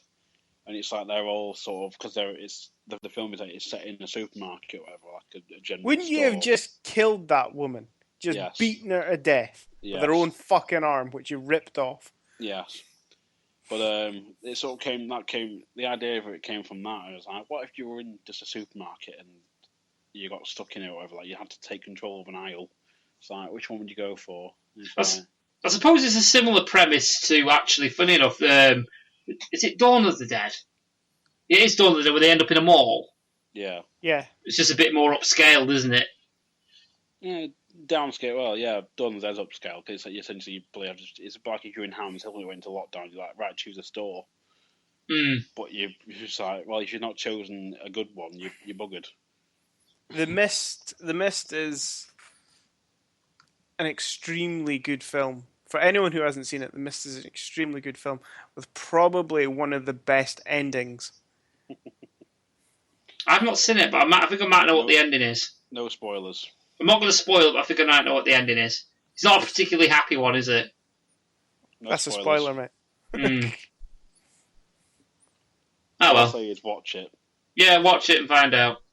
Yep. To be fair, I watched it the very first time I watched it with my oldest, who I think was, he could have been 7 or 8 at the time, because it came on through the day. So, you know, it's child friendly. Oh God. But yeah, for me, I don't know. Do I stick with the fruit and veg aisle now? Yeah, because I'll trade you some beef. Yeah, that's true. But then eventually, that thing though, if you teamed up with people, you can surely make a beef stew or something. Yeah, this is true. You know, with people you know, and then you sort of that thing of like you had to somehow guard both aisles and stuff like that. But here's the thing as well, you've got to think about what equipment you've got as well, because you could think about it, you could batch cook stuff and then send it to somebody down in the freezer aisle who can freeze it all. Yeah. So you've got to think about that as well. So it's really good. I like this question. But yeah, I don't know, I think I probably would actually go for the fruit and veg aisle because it's minimal preparation for shit to eat. So... Well, you've got to think, though, as well, if it's like, say, Asda, on their back wall, they've got the chicken rotisserie ovens, haven't they? Yeah. So there's your supply to cook, and you've got, like, a bread. You've got the bakery. Yeah, you could have somebody bake stuff. Don't forget you've got the ingredients on the shop floor as well, so yeah, you could all come together and make big loads of bread. So, yeah, I almost want a zombie apocalypse to happen now. Yeah, that'll be cracking. So, in other words, yeah, there's no right answer on this one, is there, really? It's like, you know, there's multiple reasons why. Probably the only one that you probably wouldn't be able to get away with is, like you say, the toy aisle. Or the clothes aisle. Or the clothes aisle. Toys or clothes, but it's like we're also talking about, like, I think, Bunkel also suggested the domestic sort of aisle with like all the bleach and stuff. He's like, so well, if I'm on that aisle, I know what you're doing. He's like, I could make a weapon. Get out of there. Oh yeah, this is true. Going all bleeding. I said to him, he's like, yeah, but you'd have to know what you're doing. He's like, well, yeah, I've got chemistry degree. Of course, I know what I'm doing. I was like, yeah, but you do, but not someone else might not, and they might end up blowing themselves to bits or whatever. Well, this is it. Yeah, well, the toy aisle is bound to have some cricket bats. It's summer after all. This is true. What if someone's down to that thing of what it depends on the time of year of what they'll have in as well. This is what range. I was about to say you could actually fuck up this whole question by saying I'm just going to go on the seasonal range, the seasonal aisle. All right, it's spring. So you got all your Easter eggs. You've got all your Easter stuff there, and you'll have like your spring cleaning gear as well. So it's best of both worlds there. That's fine because we don't hate to take that one over because there's plenty of Easter eggs there. So some people will become fat and then slow. And then you can bump them off. And then you can eat and take over their aisle. It's that thing of like, right, I've got a toilet brush and an Easter egg. Let's go and kill some zombies. And you try and crack them in the head, but the Easter egg doesn't work. And you just got a toilet brush. Like, oh, what can you do with that? Clean his teeth with it. Yeah. Deep throat this, you fucker. Fucking hell. But yeah, that was a cracking topic. I love it. Absolutely love it. Do you know what? I want to come back to that question on the future episode and see if we can rethink it. We're going to have to. We'll move on anyway. Another host, Alan Morrison's left us some. First one he leaves is favourite pie filling.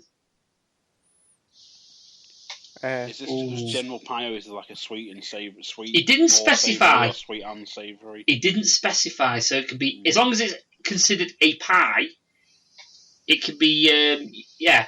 But I think I'm assuming that's even including stuff like banoffee and things like that. So I mean, was it just your overall favourite, or is it like your favourite savoury and your favourite sweet? Just overall, I think. Overall. Ooh, give me a minute. I've got an answer. I've got my answer already. I'm stuck between two straight away. Go for it. Tell us. Either steak pie, shocking, eh? Or rhubarb pie. So you got savoury and sweet there. Yeah. So that's a tough one because you can't even really compare them. No. So what about a steak pie and then a rhubarb pie just to finish it off? So you got steak pie for your mate and rhubarb pie for your pudding. Sounds like a plan, mate. So what have you got for dinner? Pie. What's for pudding? Pie. What are you having for breakfast? Pie. Leftover pie. Porridge pie. Porridge pie. Fucking hell. Oh, God. For me, it's chicken and mushroom. All the way. No argument about that. It's chicken and mushroom. Always liked it since high school. I used to go in and pretty much have it every single day, which probably explains why I was such a fat fucker at school. But yeah, that's what I used to have. Chicken pie. Got to the point where the ladies behind the counter actually fucking saved it for me. So, yeah, chicken pie. All the way. Here's an extra helping, Paul. Yeah. You can start to see your bones. While like fucking Cartman, yeah. See, for me, it'd probably have to be for savoury. I'd have to go with meat and potato. That's everyone likes meat and potato though, don't they? Yeah, but that is probably the favourite. Aye. Like the go-to pie. If you're just hankering for a pie and you don't know what. Yeah. Meat and potato, always a winner. Well, it's. I remember going back when Summerfield was still in Bisping Village. Oh yeah, I think I know it. It was Quick Save and now it's a co-op. Yeah. Yeah. And they used to sell in there. It was not an actual pie, but they used to do meat and potato pasties. Yes, I remember these. It was had like a really strong like pepper flavouring in it. It was beautiful. Oh, there you go. I've got the number one then. Scotch pies. Do you know what? You can get them in farm foods in Blackpool. They are fucking amazing. Mate, they are nothing. Absolutely nothing compared to a proper baker's Scotch pie here. I can imagine everything's better from its original source, but the ones down here are nice. Just to do like the sort of standard TV thing. So Xander, tell us, what is a Scotch pie? Yes, please do. Please do, because there's people down south that might not know what this is. It is a nice, spicy mince pie that is just full of gravy and juices, and it's amazing. It is amazing. I'm going to back Xander up on this. They are fucking amazing. You can get packs of 8 of them for £1, I think, or £2 in farm foods, Coxy. You need to try this. They are nice. Really fucking nice. And actually, the mince and onion pies up there are nice as well. Oh, yeah. They are nice. So when I went to Solace Fair back in 2014, there was a pie stall. Oh. You could tell they were Southerners because they had like 4 pies available. Oh. And I said to him, I was like, "Have you know meat and potato?" And they're like, "What's that?" I said, "You just meat and potato with gravy in it." And they went, "No, we don't do stuff like that." I said, "Well, you should do because Northerners like it a bit moist." What pies did they have? It was like they were sort of what's the word? Shit. No, like upmarket. Oh god, like tomato and basil pie shit. No, I can imagine. It was stuff like there was like a lamb and something. It was like lamb and quail. I think there was a quail one actually. Fuck off. I can't. Just remember, look at the board. There was like a lamb and something. There was like a beef and Stilton or something like that. Oh, what? Yeah. In a pie? Yeah. That's how you ruin a pie, by cheese. No, cheese is nice, mate, but I wouldn't put Stilton in a pie. And they had like a veggie one, which is like cabbage, not lettuce, leek and something else. Dirty bastards. That one might have been like cabbage, leek and Stilton. That's not a pie. So. No. That's not a pie. That's the child abuser version of a pie. That's the abuse of the word pie. Well, I got dragged away by my mates because they were like, "We stopped giving the pie guy shit. He's busy." I was like, "I'm just telling him that he needs to get some good pies in, like meat and potato." Yeah. The mates are just dragging you away. He's like, "Coxy, just fucking leave it. It's not worth it, man. Just leave it out of it. Just leave it alone." As you've got him hauled over the counter. He's there with a fucking Frey Bentos with a pie in it, beating him to death. This is a fucking pie! By the neck, just dragging him over the bloody counter, shoving pie crust into his face. Just saying, look, it's pie crust, meat, potato, gravy. Simple. Meat, potato, gravy, £6, sorted. That's a punch you go, what more do you fucking want? Oh my god. So yeah, Coxy likes meat potato pie. Yeah. So much that he nearly murdered someone. And, oh god. So yeah, for like a sweet, well, I'd probably have to go with cherry. Cherry? Cherry. Oh, cherry. Yeah, I'll agree with that. That cherry pie is nice. She's my cherry pie. Oh god. Yeah, that reminds me. It brings me flashbacks. It reminds me of our good friend Phil. We was at a PCW event called, and it was it finished off with a comedy act with Billy Kirkwood and Chris Brooker. Called I Am the Tag Team Champions, and he did like a striptease thing with that, Cherry Pie, the song, and he's doing like sort of like a dance sort of thing, like trying to be like creepy, sexy sort of shit. Yeah. Phil was the only one that stood up and shouted more. Again. He actually did it again while Chris Brooker was proper like giving him weird looks. Oh, okay. Billy Kirkwood obliged. That doesn't surprise me. It was. Let's just say it was awkward considering I was sat next to him. Yeah. Yeah, you're not my cherry pie. Just fuck off. Oh, God. Speaking of pies, anyways, he must have had food on the mind because there's another question about a pie. If you have an apple pie, I'm just not assuming the little one. I'm assuming the big one that you slice up. If you have an apple pie, what do you have with it?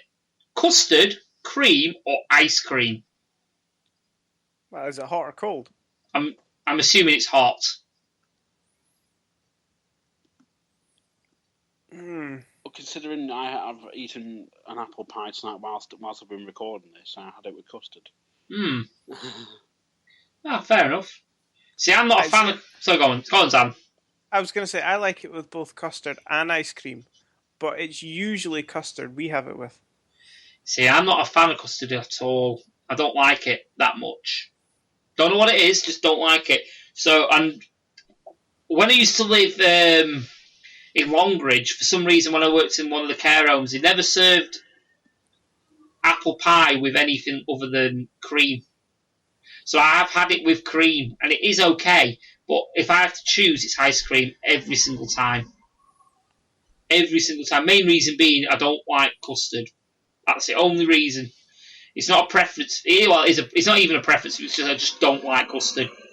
And cream, when you have custard, and like say for example, if you go to a pub and you look at the puddings, it's always served with custard. There's never a cream option. It's either custard or ice cream. Yeah. So I don't often get it with cream. I have had it with cream. It's not bad, but ice cream for me, definitely ice cream. Well, my brother's one of them where he doesn't like. He won't have it if he has a dessert. He won't have it with cream, ice cream, or custard. He don't like custard. He might have it with ice cream if he's feeling adventurous. Fucking hell. But that's about as far as it goes. And we went to the Hungry Horse, the cherry tree in Blackpool. Oh yeah. The other week, and he had something. I think it was like a sticky toffee pudding or something. And they said, "Oh, do you want ice cream or custard with it?" I said, "Right, I'm going to be really weird here and say he wants it. He just wants it plain as is." And even the girl looks at me and went, "Really?" What dry STP? Yeah, he just has it as is. Oh. Sticky toffee pudding's not dry anyway. Still. Yeah, but I said, look, he's a fussy fucker.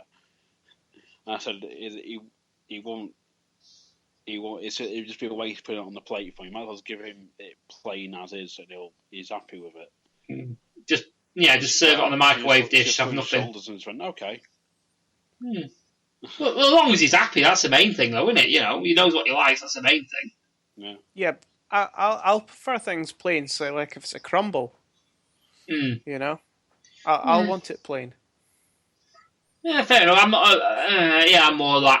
more inclined like you, Xander, in that case. But yeah, I'm not. Like I say, I'm definitely more of an ice cream with everything sort of guy. So hey ho.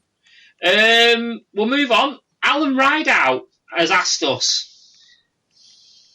Now he wrote it down in the comments as, "Did Crispin do it?"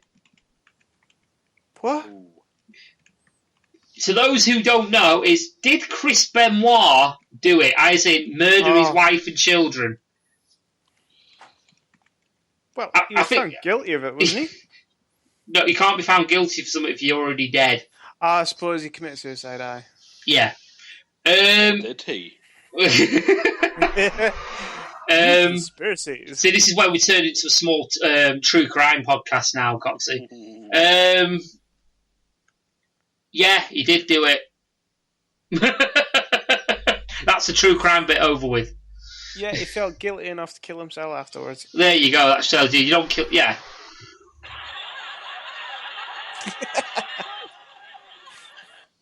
So yeah, he did. Yeah, he did it. I don't know what else to say about it because, to be honest with you, he's a complete cunt, and I don't really want to give him much thought or airtime. Oh, move on. So we'll move on. Drew Gale, the Labour councillor in Preston. Hopefully your brother will be wrestling him. Oh, you mean they were teaming together? Oh, teaming together, yes, as the coalition. Yeah. They have to come out with they have to come out to Demolition's theme tune, though, haven't they?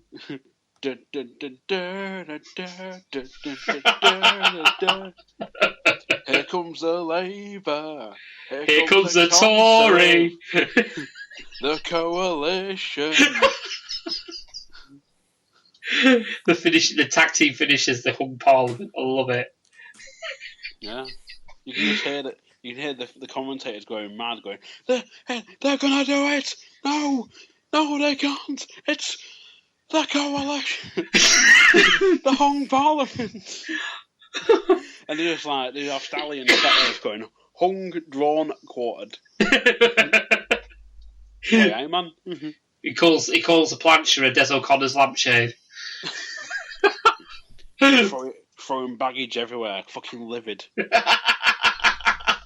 Randy Baggage has left the building, baggage claimed. Fucking hell. Well, yeah, Drew Gale, his question. And it's a very serious question that you're going to have to put much thought into. Oh, shit. It's one of them really, really thought-provoking. Thanks, Drew. Life-changing questions that comes across once every few years, and that is, why do men have nipples? Because men have mammary ducts there as well. Well, I want to go to quote the famous, intellectual film that is Dennis, and say that men have nipples so they don't look silly in bathing suits. I'm just going to quote, is it Meet the Parents? I have nipples, Greg. Can you milk me? Oh, God. Okay, we'll answer the question that you put on the messenger, actually, in relation to this question in a way. What would you rather have? A nipple-sized penis or a dick-sized nipple? Yes, thanks to the master debaters. Yes, thanks to master debaters. Yes. So, yeah, what would you rather have? A nipple-sized penis or a dick-sized nipple? Surely have a penis-sized nipple. That's like dick is. If it's like mine, there won't be much difference.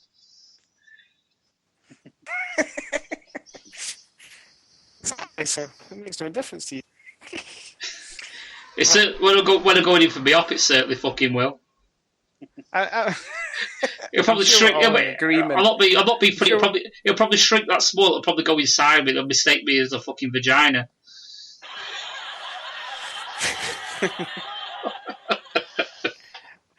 I'm sure we're all in agreement, though. Smaller dick is bad. At least we don't really care about the other deformities. No, I mean if you've got a dick-sized nipple, at least you can hide it under a t-shirt. Yeah. You go to you go to do the vinegar strokes and you've got a nipple-sized penis. Like what are you going to do? Just rub your clit with it? It's like one of them pleasing nodules on the when the nodules on a ribbed condom's bigger than your cock, there's something wrong. Fucking hellfire. So yeah, definitely, cock-sized nipple is the way forward on that one. But, yeah, to your original question though, men can actually produce milk. Yeah, it's if estrogen levels gets to a certain level. Yeah. Or your testosterone, is it rather your testosterone levels drop? When your testosterone drops, your estrogen level rises. You see.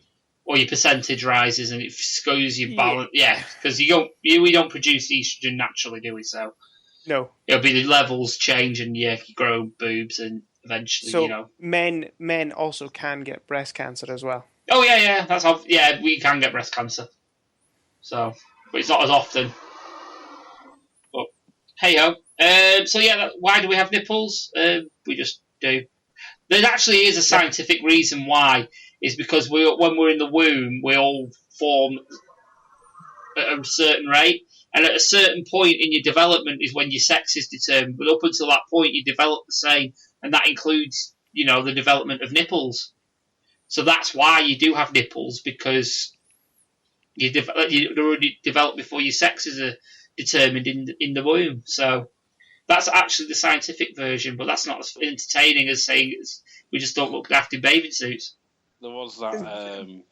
I think it was mentioned on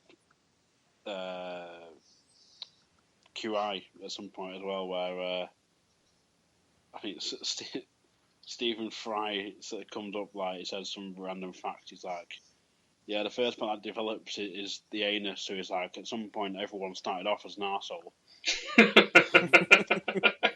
Well, I'm still am. That just means I haven't developed. No wonder I'm slow. But yeah, shall we move on to our final 2 listener topics given to us by David Anderson? And again, these are very thought-provoking ones. He wants to know, why was it so hot and is it our fault? Why is it so hot and is it our fault? Well, you got to bear in mind these questions were last week when we had our summer. No, it's scorching here, mate. Yeah, it was scorching everywhere. It was even hotter last week. I don't know, like. Mm. Well, maybe for you. Yeah. You know, I was out in it today and it fucking, you know, like a fucking lobster. Well, so. it was 23 degrees today, but on Tuesday it was a fucking 32 degrees or something here. I thought so. I saw that. I was say Scotland 32. I was like, fucking hell, shouldn't it be, you know, raining sideways up there? Yeah. So no, it's been really hot, and yes, it's humanity's fault. It's called global warming.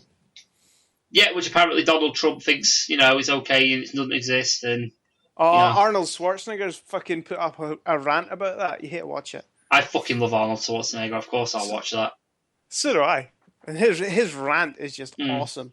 Well, to put a serious answer on that silly question, it's if you pump shit in the air, it's going to have an effect. It's as simple as that. You know, the amount of volume of shit that you put into the air, it's going to cause an issue. You know what I mean? Take a bowl of water, for example. It's absolutely fine. There's nothing in it. You can put a glass in it and you could drink it. You put half a bottle of fucking Domestos in it, it becomes a problem. You can't drink it. And it's the same thing with our air. Well, the way you were describing that was almost genius, mate. Which is unlike you. If you have a clear bowl of water and shine a light through it, it'll pass straight through. Mm. Right? That is our atmosphere and our ozone. If you then put, as you said, bleach in it and shine a light through it, the light doesn't pass all the way through as clearly. It gets stuck, doesn't it? This is it. And the sun is not like that. It also produces heat. So then the heat gets stuck, and then it superheats our atmosphere, which then causes global warming. That's it. There you go. There's the scientific reason. So on this podcast, we can take a fucking stupid question and make it serious. Aren't we good? Yeah, I don't really do science much, if ever. So, well, you can always give the silly answer. Yeah. Like, for example, me and Coxy have had too much beef sauce and hot sauce, and we're still recovering from the chili fest. It's because of a certain fat president, and yeah, he did it all. He's the reason for it. 9/11 pussy. Yeah. He's been burning everything. He's just burned everything. We need more fuel. Let's just burn everything. You can't believe Trump, is happy to doom the planet just so American businesses can prosper. Look, wait, yes, you can. Yes. But the thing is, though, have you seen that he's left he's one of only 3 countries that are now not part of the Paris Agreement, and the other 2 are Syria and Nicaragua. That, and they're one of the biggest. Yeah, they are the biggest. They're the second. I think they're the second biggest polluters in the planet. I don't know if it's India or China, which are the worst. It's one or the other. Or both of them. I think it's India. That might be the worst. India is the most overpopulated. But yeah, but they're having basically they're having their industrial revolution now, aren't they?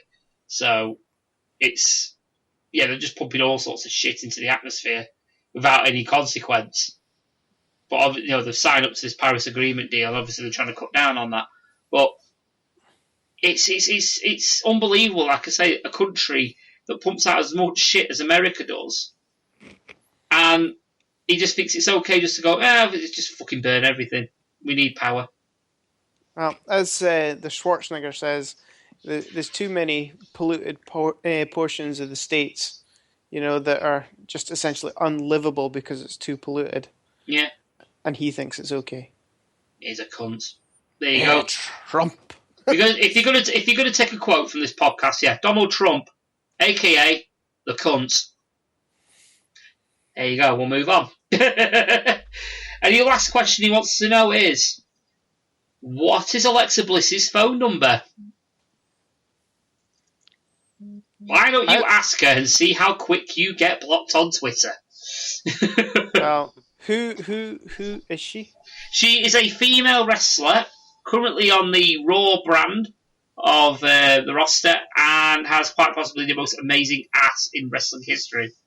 Okay. Now, why would you want her phone number? Because she's fucking stunning. Yeah, but that just shouts stalker.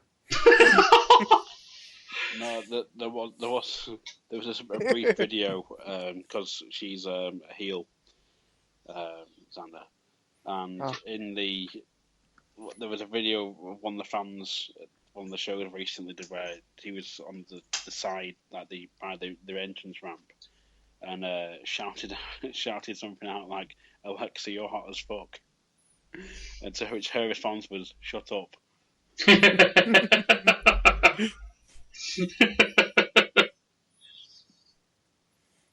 So, yeah. Figures though, if she was proper healing it up, she should have won. Yeah, I know what you're going to do about it. Rather than just, shut up. So yeah, what are you going to do about it? She should have just gone, yeah, I know. Yeah, I know. Sort of thing. Yeah. It's like when Melina came back and just shouted, "I love being heel." It's like, no, you don't do that. Kayfabe! Oh, God.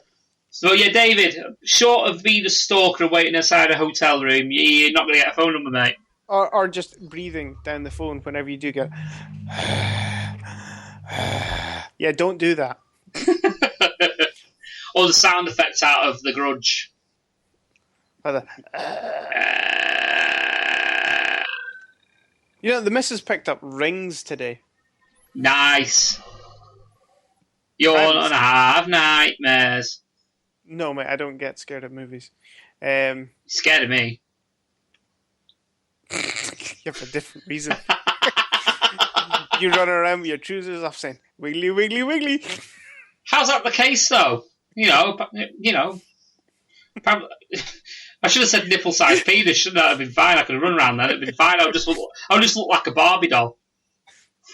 See, now everyone on the podcast has to picture Paul running around behind them going, "Wiggly, wiggly, wiggly." Feels like I'm wearing nothing at all. Nothing at all. Nothing at all. Stupid, sexy Flinders. Oh, God. You know what? That bombshell of, revealing, how sexy I am. Just so, we don't drive all our female listeners crazy just with that thought. I think we'd better end the show. Just for health and safety reasons. Thank you guys for listening. Thank you for being patient. We have had, like I say, technical difficulties and things like that. I'm just me being an absolute dickhead of a retard to actually, get the show out and, Yay! jumping. I think trying to run before I can, walk, sort of thing. So,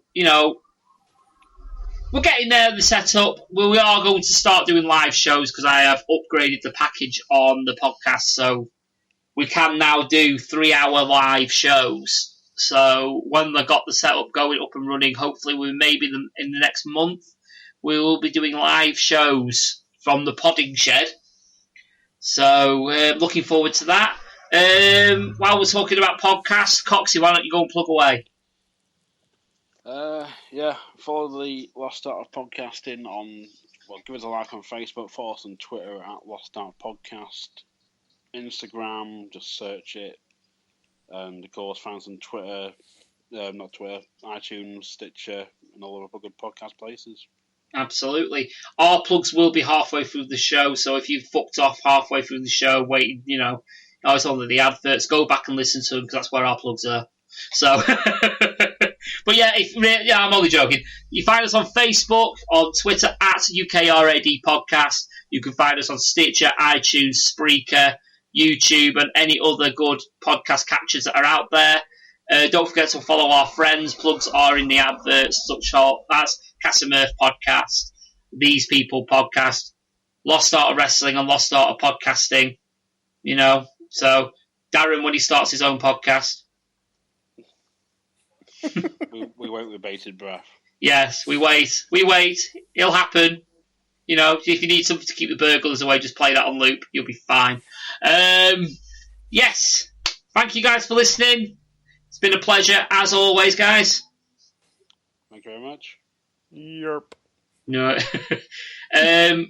As there's a concept that I have for a new podcast. I need to speak in detail with Xander and Morrison. Shall I spill the beans now, Xander? Because you've sort of got an idea of it, I think. Spill it. I'm thinking of... If you guys have noticed, obviously me, Xander and Alan are big motorsport fans. I'm thinking of starting maybe a monthly podcast, maybe run an hour, maybe two, talking about motorsport in general, and that includes like motorsport gaming. Like, talking about games that we've played, what we thought of them, the latest of happenings in the motorsport, things like that. And I'm thinking I'm going to, because obviously we're going to be running it in the same sort of vein as the RAD podcast, where it's going to be no punches pulled. So I'm thinking I'm going to be calling it the Yellow Flag Podcast. And the reason why it's called the Yellow Flag Podcast, because you've got to approach it with caution. What do you think? I think it's a good name. Yeah, but you didn't have to explain it. Yeah, well, some people who are out there they might have a passing interest in motorsport, may not know what it means. You should do if you're into your motorsport, but it's one of them. Coxy, like for example, for someone like Coxy's benefit. So I don't think you'd know what a yellow flag would mean on motorsport if you saw someone waving it. No. Exactly. So there you go. Thank you, Coxy, for rescuing me out of that hole. So what will it be called again now, Paul? The Yellow Flag Podcast. So keep an eye out for it. So yes, let's wrap this up. So thank you guys for listening. I've been Paul the Hat Guy Flinders. I've been Darren Truby. I've been Xander. On you go. And he's been Coxy, and you've been listening to the RAD podcast. Thank you and good night.